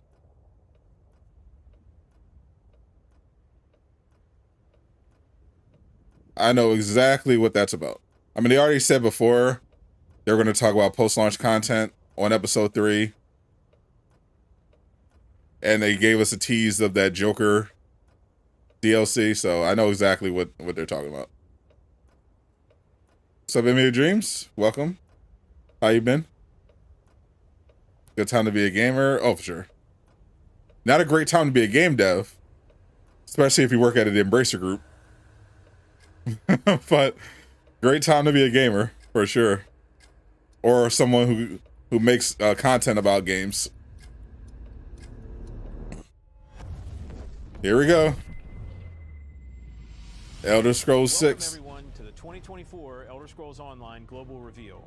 Today, we'll share all of the details of our 2024 plans, including ESO's new chapter. But first, I'd like to take a moment to talk about what ESO means to all of us, here at ZeniMax Online, and to all of you. We built ESO as a centered around Elder Scrolls lore, where you can go anywhere, play in any style you want with endless customization, and have the freedom to roleplay as anyone you want. And also, to be a safe harbor from the often unpredictable and complex outside world. Just take a step back to the game's early days and see how much we've accomplished. From taking on Moloch Ball with the help of Cadwell and Darian Gauthier, fighting other players to claim territory in Cyrodiil and the Ruby Throne and our amazing PvP system, slaying dragons in the sandy canyons of Elsewhere with Chimera and Abner Tharn, fencing a fortune and stolen goods at your friendly neighborhood outlaw refuge. I don't know how long the Elder Scroll reveal is. Take you through all of the lands of Tamriel, filled with memorable characters who return again and again to provide companionship, humor, and drama. Our stories. You bought this game and haven't touched it? And our content also includes game systems like Companion. I think I do have one of the Elder Scrolls on PlayStation. I got it from PlayStation Plus. I haven't played it yet either. Your virtual life in Tamriel. And later this year, we'll hit an amazing and important milestone: 10 years in Tamriel. Our history, of course, goes back even farther to ZOS's founding in 2007, and many ESO developers have been with us for 15 years or more. Yeah, well, I'll download stuff from the PlayStation Store, even if I don't intend to play it. As CEO of ZeniMax Media, immediately passed away in 2021, Robert was I'll a just true grab something champion interesting. of the game, and he was a friend and mentor to all of us. He is very much missed, But ZOS is stronger because of the foundation he helped build during our formative years. ESO's grown over the years to be 24 million players, including gamers from all over the world. Originally in English, French, and German, we now offer localization in Chinese, Japanese, Russian, and Spanish. And ESO developers now stretch from west coast of the USA through Austin, Texas, to our headquarters in Maryland, and eastward to Budapest, Hungary, where we recently opened ZeniMax Online, Hungary. ESO is truly a global phenomenon. Everyone at ZOS considers the ESO community part of the family. It's not just a hashtag.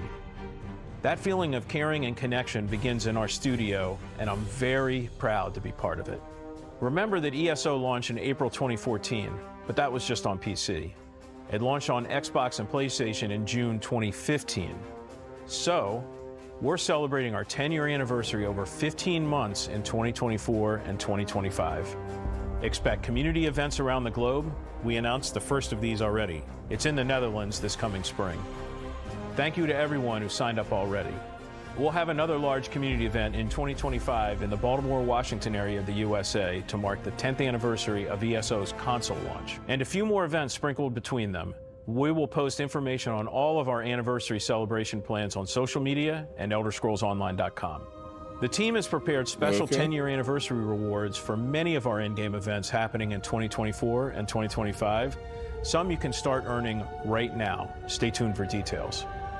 We're eager to celebrate and to kick things off in earnest in just a few months. I can't wait to see all of you at the in-person events. And now it's time to look forward to 2024's new content. ESO's newest chapter features everything that makes ESO special, exploring a region of Tamriel well known to Elder Scrolls fans, telling an amazing story that goes deep into the lore of the region, and adding a new gameplay with a system called Scribing, which allows players to customize some of their abilities. The chapter is called Gold Road, and it takes place on the borders of Cyrodiil, Gold Coast, and Valenwood. So let's start the show and see all the details with the global premiere of the 2024 ESO Gold Road trailer. Enjoy, and see you in Tamriel.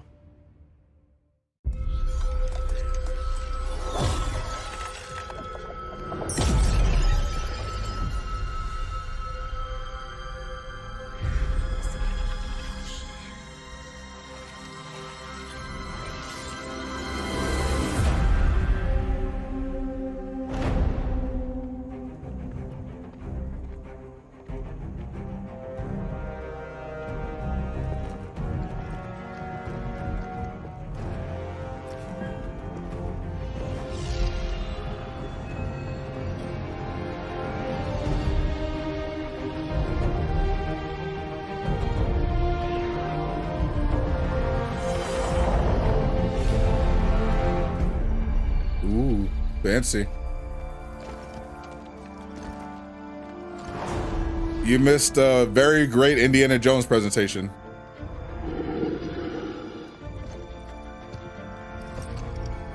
It is a first-person game.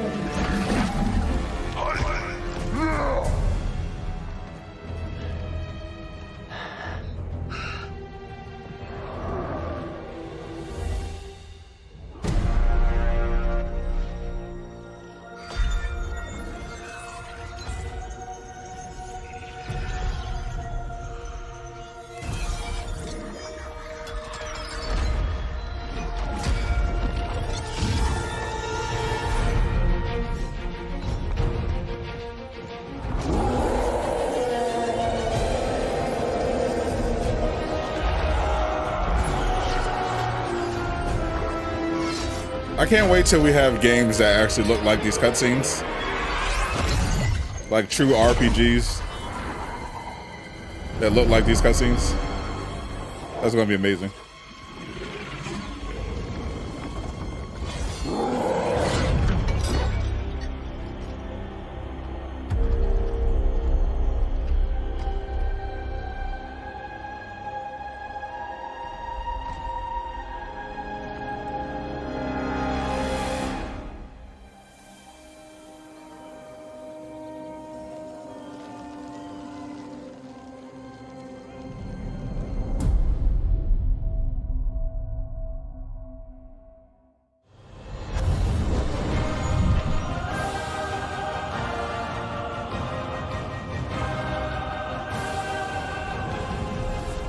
What's up, everyone?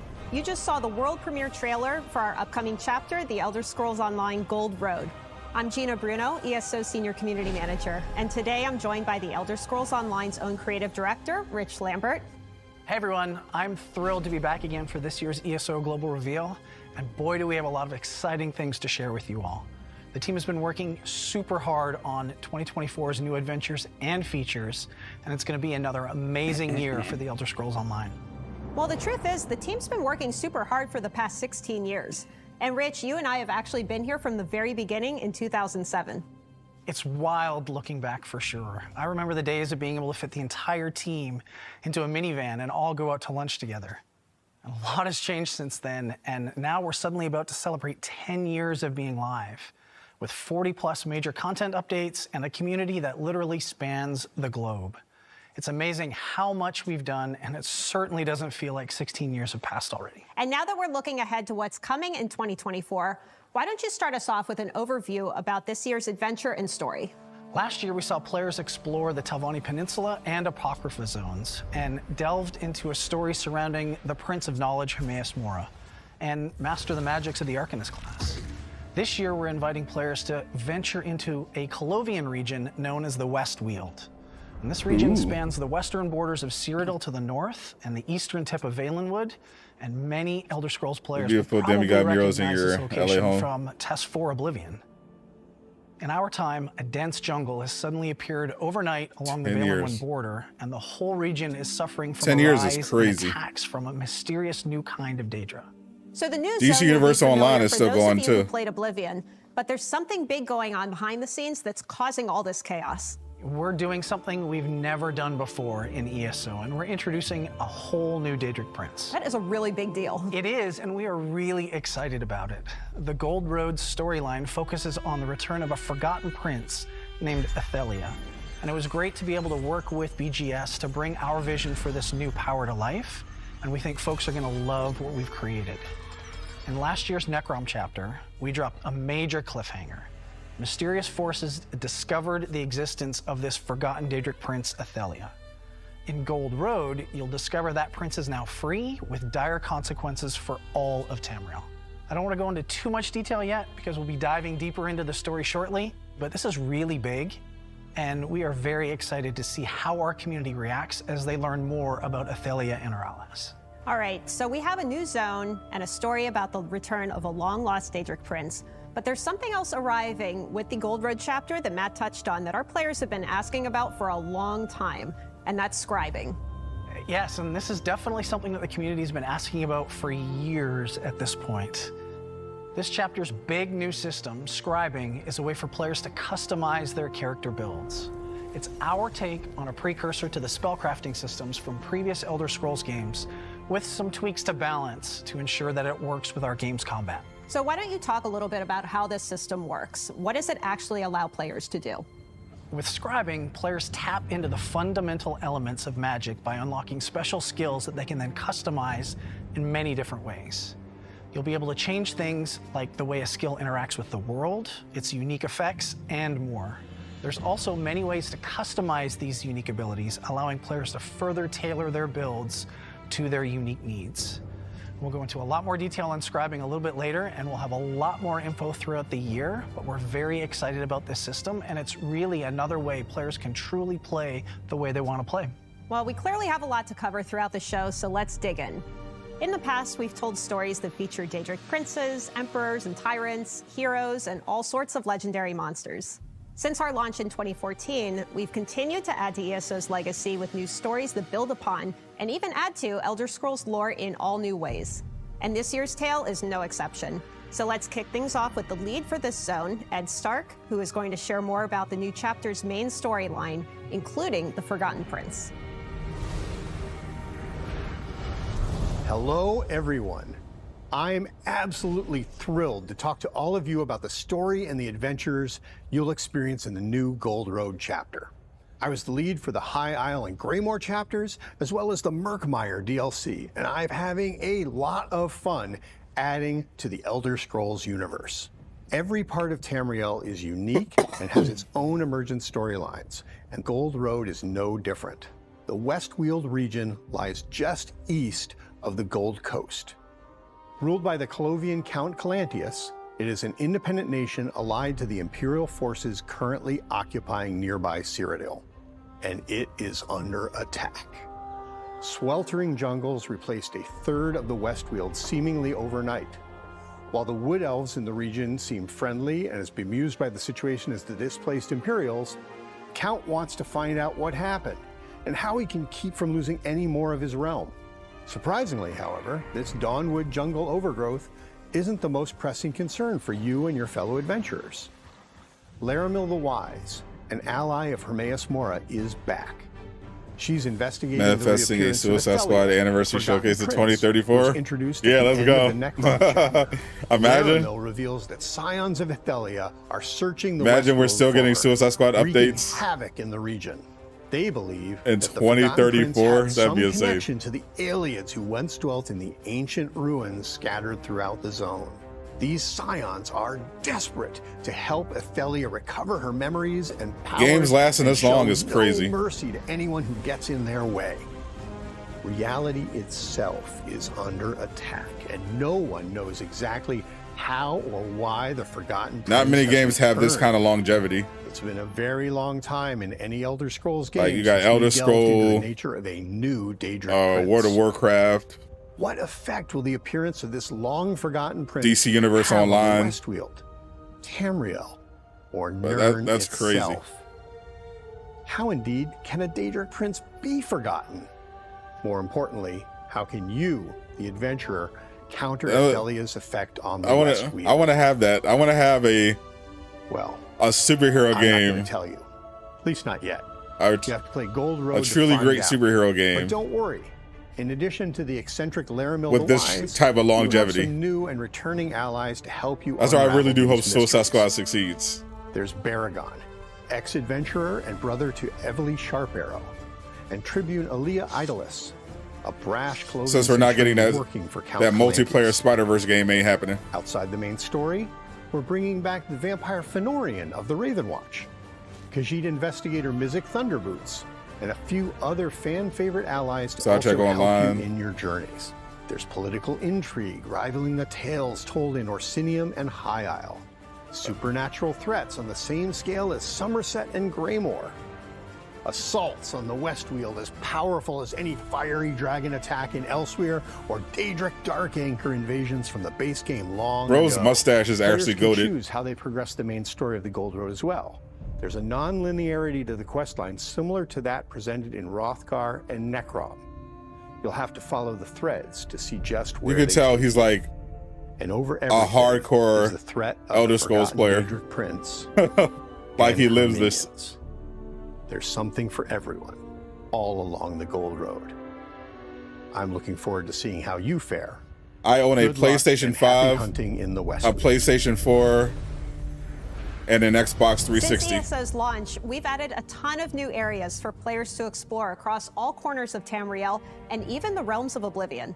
Ed just shared some details about the story in Westweald, so now let's learn about how the team brought this space to life. To tell us more about this world you can explore in the latest chapter, we've invited Just put ESO's the art Diablo director to share Series more X. about this colorful but chaotic part of Tamriel. Hey everybody, I'm CJ Greb, art director for the Elder Scrolls Online, and I'm pleased to be able to share with you more about the Elder Scrolls Online Gold Road's unique zone. Does he look the kind of like Westweald. John Goodman? For those of you already familiar with Southeast Cyrodiil, this will be the first time you can return to this bountiful part of Tamriel. Those are since all the Elder Scrolls consoles that I 4 own. Oblivion, way You asked back which in ones I own. 2006. That's all I The have new in my zone house right features now. 3 unique biomes, each with their own distinctive look and feel. In the southeast lies the Gold Road, a temperate environment similar to that found on the Gold Coast. It is home to the region's know the capital city, PlayStations? Skingrad, the I don't know bustling what center happened to of my the zone Dreamcast. and linchpin for the Colovian Imperials who call the Westweald home. It might be in Towards the storage. southwest, you can It might be in find my the old house or Dawnwood. something. Formerly part of the Westweald, this Or it might be- area actually, it might is be my now basement. home to the encroaching jungles of nearby Valenwood. In this part of the zone, you'll discover a dense I remember where I wilderness put it. climate inhabited by advancing wood elves from the settlement of Vashabar. In the north of the Westweald lies the Colovian Highlands, I a miss mountainous Dreamcast. region that is home to an imperial settlement and numerous alien ruins.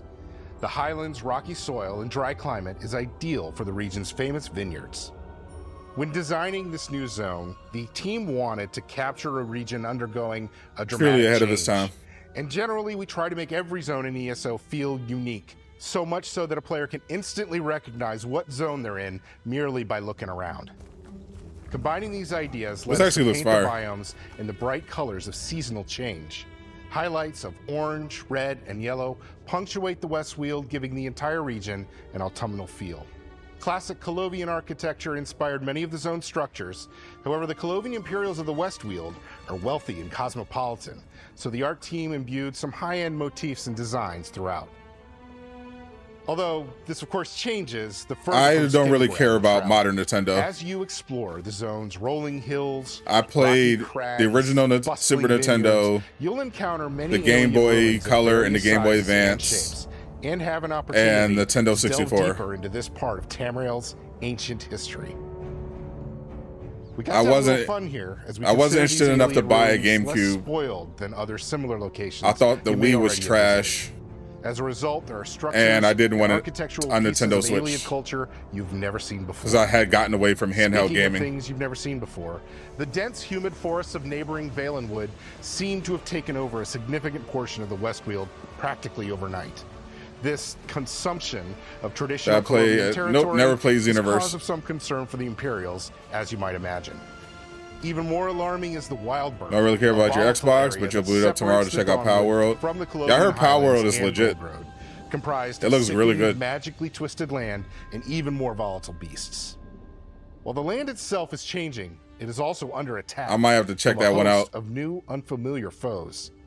Daedra. Since it the doesn't look like ever-before Nintendo's team going in to give me a Elder Scrolls Pokemon game on that roam the level. Countryside, including Shardborn and aspects of Might as well. Athelia that herald from the realm known as Mirrormore. And if all of that wasn't enough, the Wildburn has taken to magically corrupting the indigenous beasts of the land, Oh, no. resulting in danger around every turn. In the Westweald, we've created a beautiful world in flux, besieged by change itself. Its Imperials meet Wood You just saw you Elves, could meet murder your Oblivion, so-called and Pokemon? it's a Yes, you world can. Unlike anything we've created previously. We can't wait for you Pokemon to with guns has explore. got to be fun. I mean, that pitch alone is I fun. always love when we can share behind the scenes But yeah, info in about practice, all the it looks really research and cool. care that goes into creating a new zone. Rich, why don't you talk a little bit about what else players will encounter in Westweald? In addition to the main storyline, the zone contains new delves and public dungeons to explore, side quests to experience, and world bosses to contend with. Everything you would expect from a chapter. There's also an all-new 12-player trial to challenge your group, and the introduction of a new type of world event. And of course, there's all kinds of rewards that you can find in the new zone, including new item sets to loot and craft, unique collectibles to unlock, and special antiquities to scry and dig up, and a lot more. And of course, that's all in addition to the new scribing system. That's right. In previous chapters, we've added new classes like the Necromancer and most recently the Arcanist.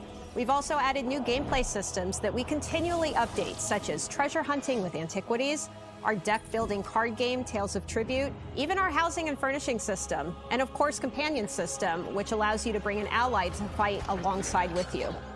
This time with Gold Road, we're adding a new way to further tweak your builds just how you want them. We know everyone's been waiting patiently for more information on this new system, so let's kick it over to Kira to explain exactly how it works. Play Your Way is one of Elder Scrolls Online's biggest pillars, and we're always looking to give our players even more ownership over their characters and their skills. For scribing, our system focus was around roleplay and choice. We wanted to give our players the power to customize skills to enhance their roleplay and have more agency in choosing and creating those skills that are right for them. With scribing, we've created a new ability for every weapon skill line, and a few more. Each of these new skills, or grimoires, has customizable elements that you can swap out to suit your needs while maintaining a fun and balanced experience. Every grimoire has a base function, the thing it always does. For example, the new bow grimoire, Vault, has you shoot the ground with an enchanted arrow, creating an area of effect, and then backflip out of danger, enabling a quick, tactical fire and escape ability. But You can personalize it from here. Every scribe skill also has 3 script slots, a primary, secondary, and tertiary, which allow you to change the abilities specifics. Storytelling voice. Future me just said the Aquaman raid looks crazy. Bleed? Oh, Set one shout of to those as the shout to the primary future. script of Vault, and now that's Crazy that the they took that damage long for the type of its Aquaman AoE. raid. Primaries determine the Better main late effect than never. of the skill and Well, its like resource cost. platformers, But I used perhaps you're more I used to of a play ranged them healer character. all the time. Keep it ally focused and customize Vault with a heal primary and add either a heal over time or stamina recovery secondary for any allies in that area of effect. I'm Secondaries kind of missed are the simpler about times of individualizing that skill Crash to better Bandicoot. match with your build or roleplay. This is where we have more unique effects that tie into the identity of the parent skill line. For example, a unique bow secondary gives the player a stack of the Hawkeye bonus, increasing Hawkeye. damage on their other bow abilities for a short duration. Finally, you're able to add a buff or debuff to Vault as its tertiary effect, perhaps minor maim, minor expedition, or minor I'm vulnerability. hoping we eventually get a Sly That is Cooper a lot of ways to customize just this sequel skill. or We have even more reboot, scripts something. and combinations to be revealed in the Remake. future. But scribing isn't just a system for tinkering with skills. It's also an exploration. my childhood was into Crash the ancient Bandicoot, origins of magic, Spyro the following Dragon, legacy, and discovering the secrets of Banjo the and mage who Kazooie, first learned to manipulate those energies. Sly Cooper, You'll need to Ratchet own and the Gold Clank, Road chapter to unlock the system. One more thing. Sonic, of course. When we were deep into this customization headspace, we loved the idea of having our skill visuals better reflect our players' roleplay goals, and perhaps feel a bit fresh if they've been playing for a while. When Gold Road and Scribing launch, You're gonna date we'll yourself here, also be but adding a select number of remember skill this. styles. These styles are color variants of Bro popular was a abilities from dinosaur. weapon, guild, and world skills. Like Wall of Elements will have a new purple version, Trap Beast orange, and Mage Light a green option, so that when you equip those abilities, you'll be able to select which version you want to see. By the way, in Gold Road, all of these skill styles will Bro be was allowed earnable before as video in-game games even rewards. existed. We have a lot more planned for skill styling in the updates after the chapter 2. We can't wait to share more about scribing and styling with the ESO community in the coming months, and see what new metas, builds, and more come out. See you soon. Scribing looks like it has the potential to really change the way our players play the game. We definitely believe it will, and scribing gives our players a level of flexibility with their builds they've never seen before in ESO. The new customizable abilities can be used by any class, allowing players to maximize an aspect of their build or perhaps give them a new way to fill a gap. And the system also provides a brand new avenue to customize their visuals too. We know just how important fashion is to our community. Well, the good news is you won't have to wait too long to play because See you Scribing soon. arrives with the Elder Scrolls Was- Online is Gold that a Road threat? on June 3rd for PC and Mac, and June 18th for Xbox and PlayStation consoles. And Are you it's a available stalker? to pre-purchase Standard now. fries? You can visit ElderScrollsOnline.com for more details. Now, as Are many you of trying to watching capture might pictures of my expect, feet This chapter isn't the for only TMZ? major release in 2024. There is a lot coming this year. We're I told kicking y'all things it's behind off a in March paywall. with Update 41 and our newest dungeon DLC pack, which includes 2 new dungeons, Oathsworn Pit and Bedlam Vale. These 2 dungeons will have you explore a training ground for the followers of Malekith. Y'all like Jack and a Daxter? secret Oh, yeah. vault within the demi-realm of Maelstrom. Both dungeons help set the stage for the upcoming chapter release and storyline. Rise of the Kasai These went dungeons will be crazy. available in normal and veteran modes and have their own veteran hard mode difficulties with all the unique rewards you'd expect, including new item sets and collectibles. And as always with these DLCs, these new challenges can be purchased in the in-game My Crown feet Store, pics are not for or they free. come free as part of ESO Plus. If you want to first look at these new dungeons, No be sure to paparazzi tune into allowed. our next ESO live stream, as we'll be joined by lead encounter designer Mike Finnegan to share all the details about this upcoming dungeon DLC. Hope that's not all all. we have going throughout 2024 either. Update 43, which is scheduled to arrive in August, will be another base game update similar to what we did in I mean, 2023. and that includes Xbox got some fixes and quality of life got some good games lined some up pretty exciting features, including something housing related for this year. And finally, update 44 will close the year out by introducing Hellblade, 2 new in-game Hellblade 2, and something we're not quite ready to reveal Avowed, yet, but to all our PvP-minded players, you might want to pay particular and attention Indiana to this Jones dropping in the same Well, year. You'll definitely want to keep an eye out for more information on our plans as the year progresses. Okay, we've That's gone gonna be over big so for much Xbox. already, but as with any major chapter release, there's a ton of in-game rewards you can get when you pick up Gold Road. I appreciate Let's you find hanging out, more Blaze. about the various additions and pre-purchase rewards for the Elder Scrolls Online Gold Road with community managers Jess and Is Kevin. there a game that'll hold near and dear that you want a remaster or Hi remake? everyone, I'm Jess Folsom, Oh, ESO's lead for community sure. manager, and I'm joined Is that by my Lejeune? fellow community manager, Kevin Bully. We're here to tell you a little more about the new Hey, yo, Gold why Road is chapter, Lejeune here? its additions, and pre-purchase rewards. Thanks, Jess. And hey, everyone. As mentioned, Hey, yo, the Elder hold Scrolls up. Online Gold Road Hold arrives up, I'll get this to your summer question in a on second. PC and Mac, Hey, and on yo, hold Xbox up. and PlayStation consoles. However, Nah. you can pre-purchase the chapter right now I gotta on screenshot this. ElderScrollsOnline.com and unlock in-game items, which we'll cover in just a minute. But first, let's talk about the different versions of Gold Road. Right. Depending on your history with the Elder Scrolls Online, there's bound to be an edition of Gold Road that suits you. Nah, ain't If you're no an way. existing player, the upgrade versions may be just right. If you're a new or returning player, the collection might be a good fit.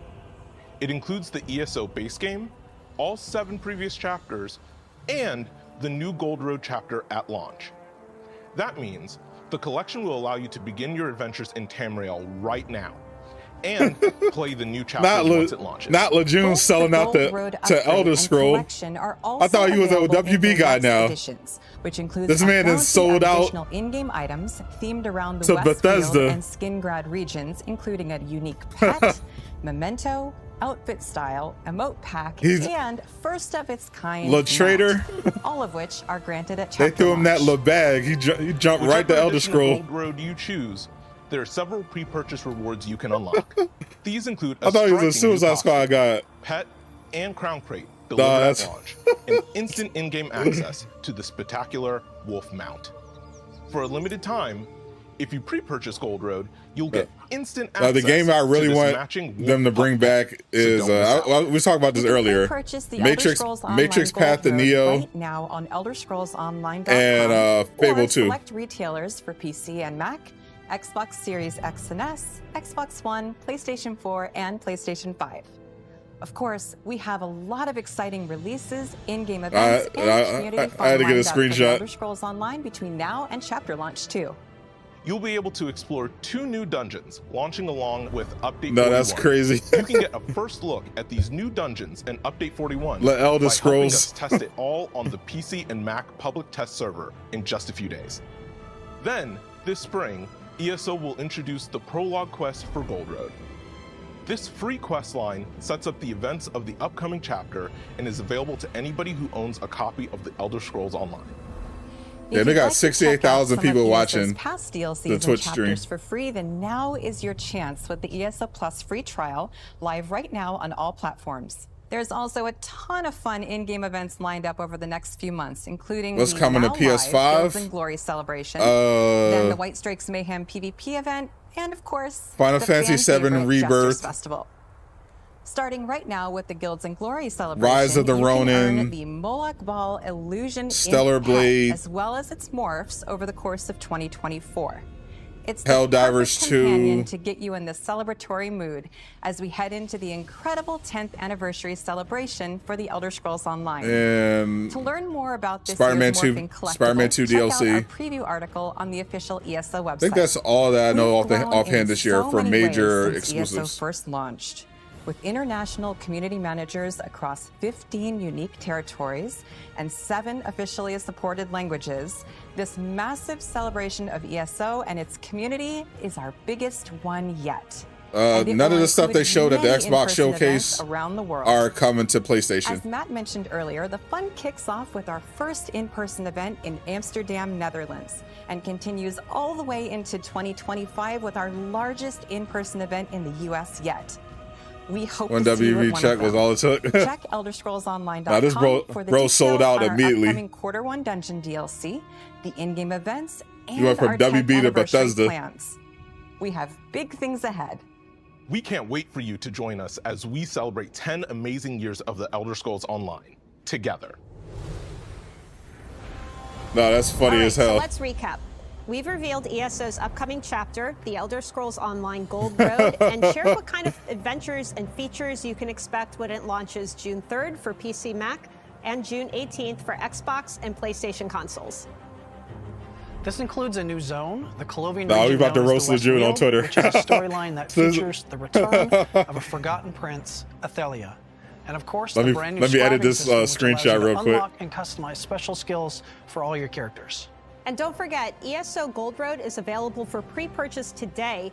We've got a lot planned for ESO's 10-year anniversary, which includes a host of in-person events, starting with the ESO 10-year celebration in Amsterdam this spring. Make That sure was to so RSVP random. if you haven't already done so. From all of us here at ZeniMax Online Studios, thank you for watching. Keep an eye out on our social channels and ElderScrollsOnline.com for more information on everything we've covered today. And don't forget to tune in next week for a first look at Update 41.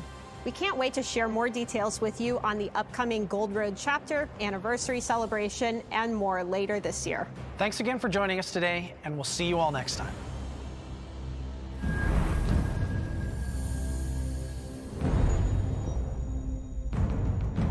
All right, that looks like that's it for Elder Scroll.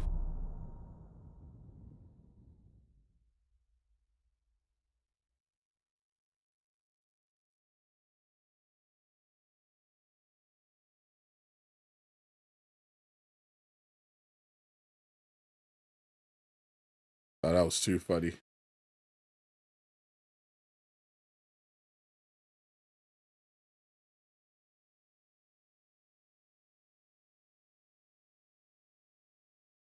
I'm about to troll Lejeune on Twitter right now.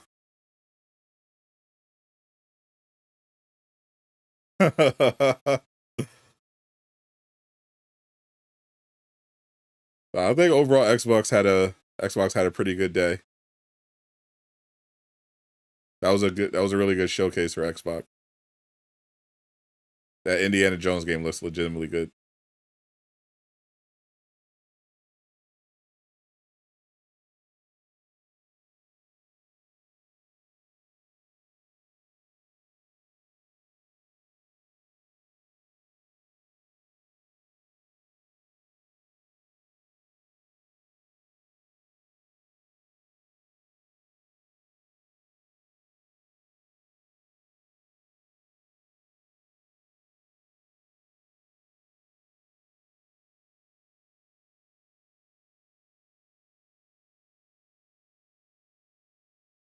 I'm putting together the image right now.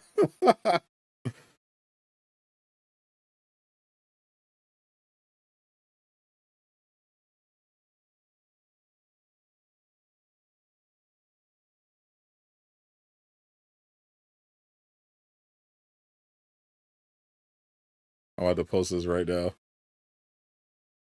Shout out to Lejeune.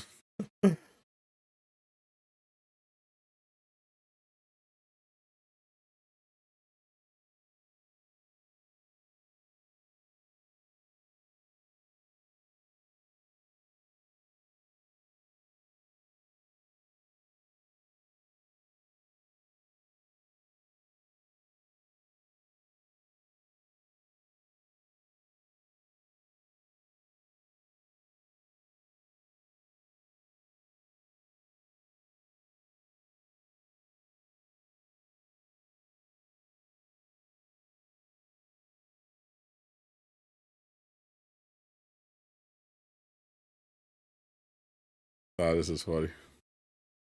That's so random.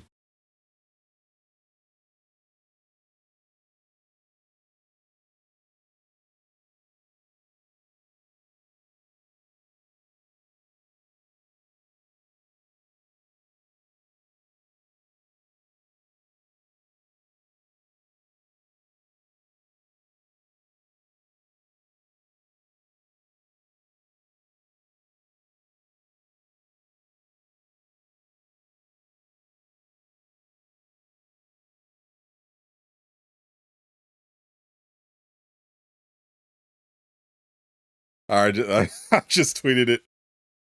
I just tweeted it. Hold up, let me pull it up on. Let me put it up on the screen.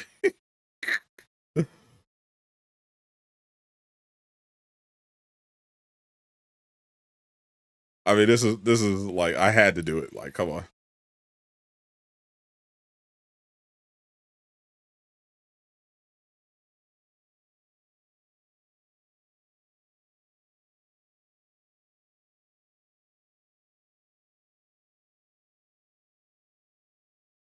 This had to happen.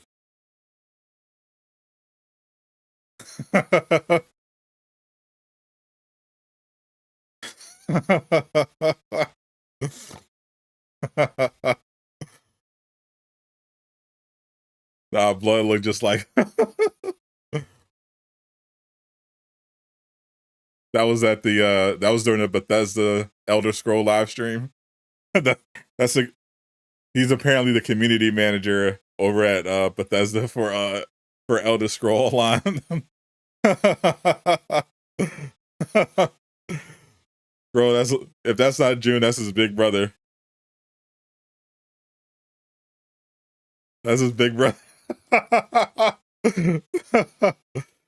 That's not LeJune. That's LeJuly.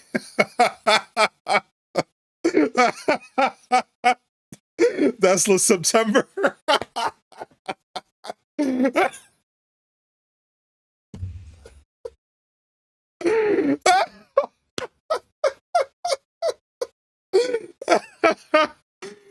They got my boy December up here.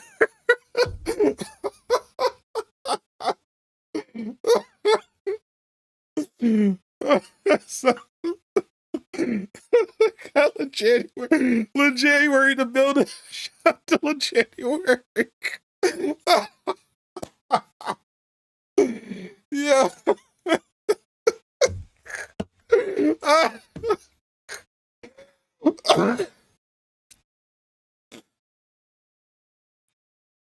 Now you can't tell me that'll look just like him.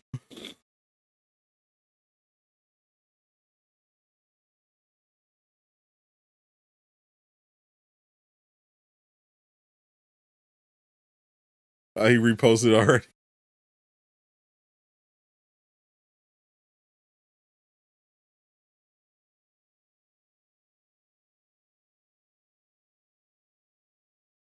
Bruh.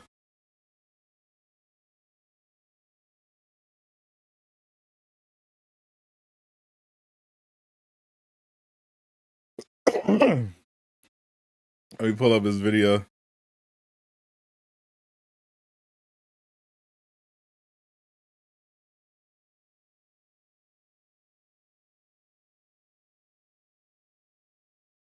Definitely go follow June on YouTube if you subscribe. Subscribe if you haven't already.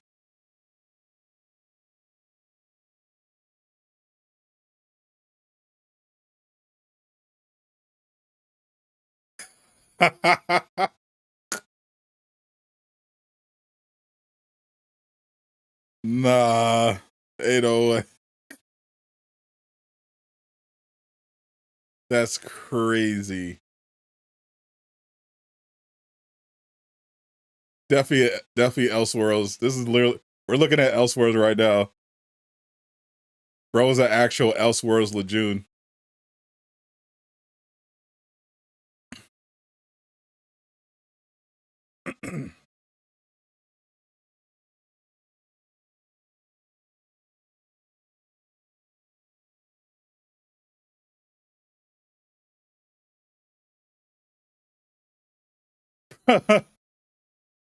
we found the LeJune variant.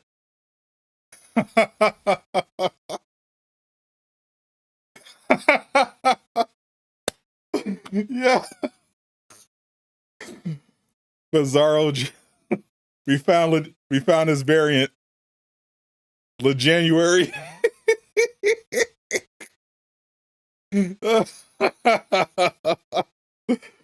Yo, that's crazy. Lajaro. Bro, literally, the only difference is bro got a fresh cut. If Lejeune had a fresh lineup, it would look exactly alike, bro. Yeah. That's crazy. Yes. That's funny as hell, bro. Bro, look just like...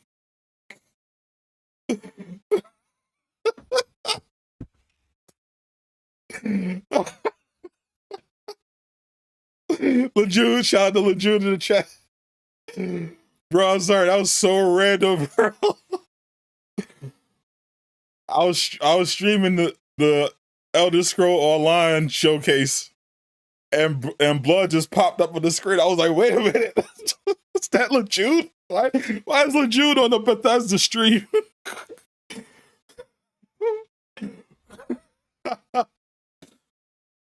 No, bro, we found your Elseworld's doppelganger.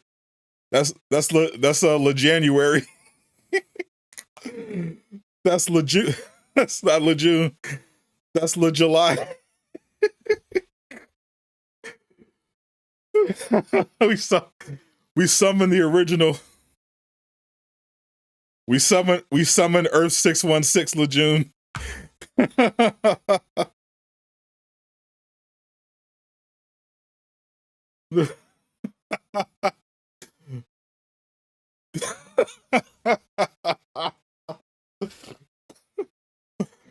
Yeah. By far the best part of the Elder Scrolls stream, bro. Oh, that's crazy. Ain't no way.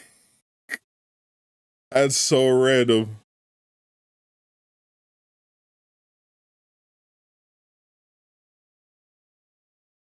By far the best part of that stream. Oh my god, my face actually hurts. My face legitimately hurts. Oh. Oh.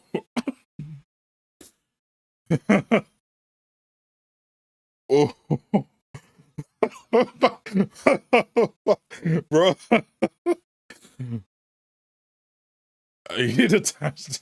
It's legit like the end of the stream. It was like legit at the end of the Bethesda stream.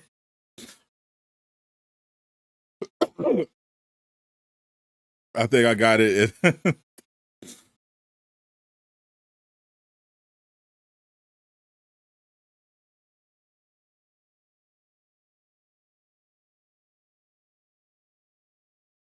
Let me see if I have it on the original screenshot. It's at 44:30. The 44:30 mark.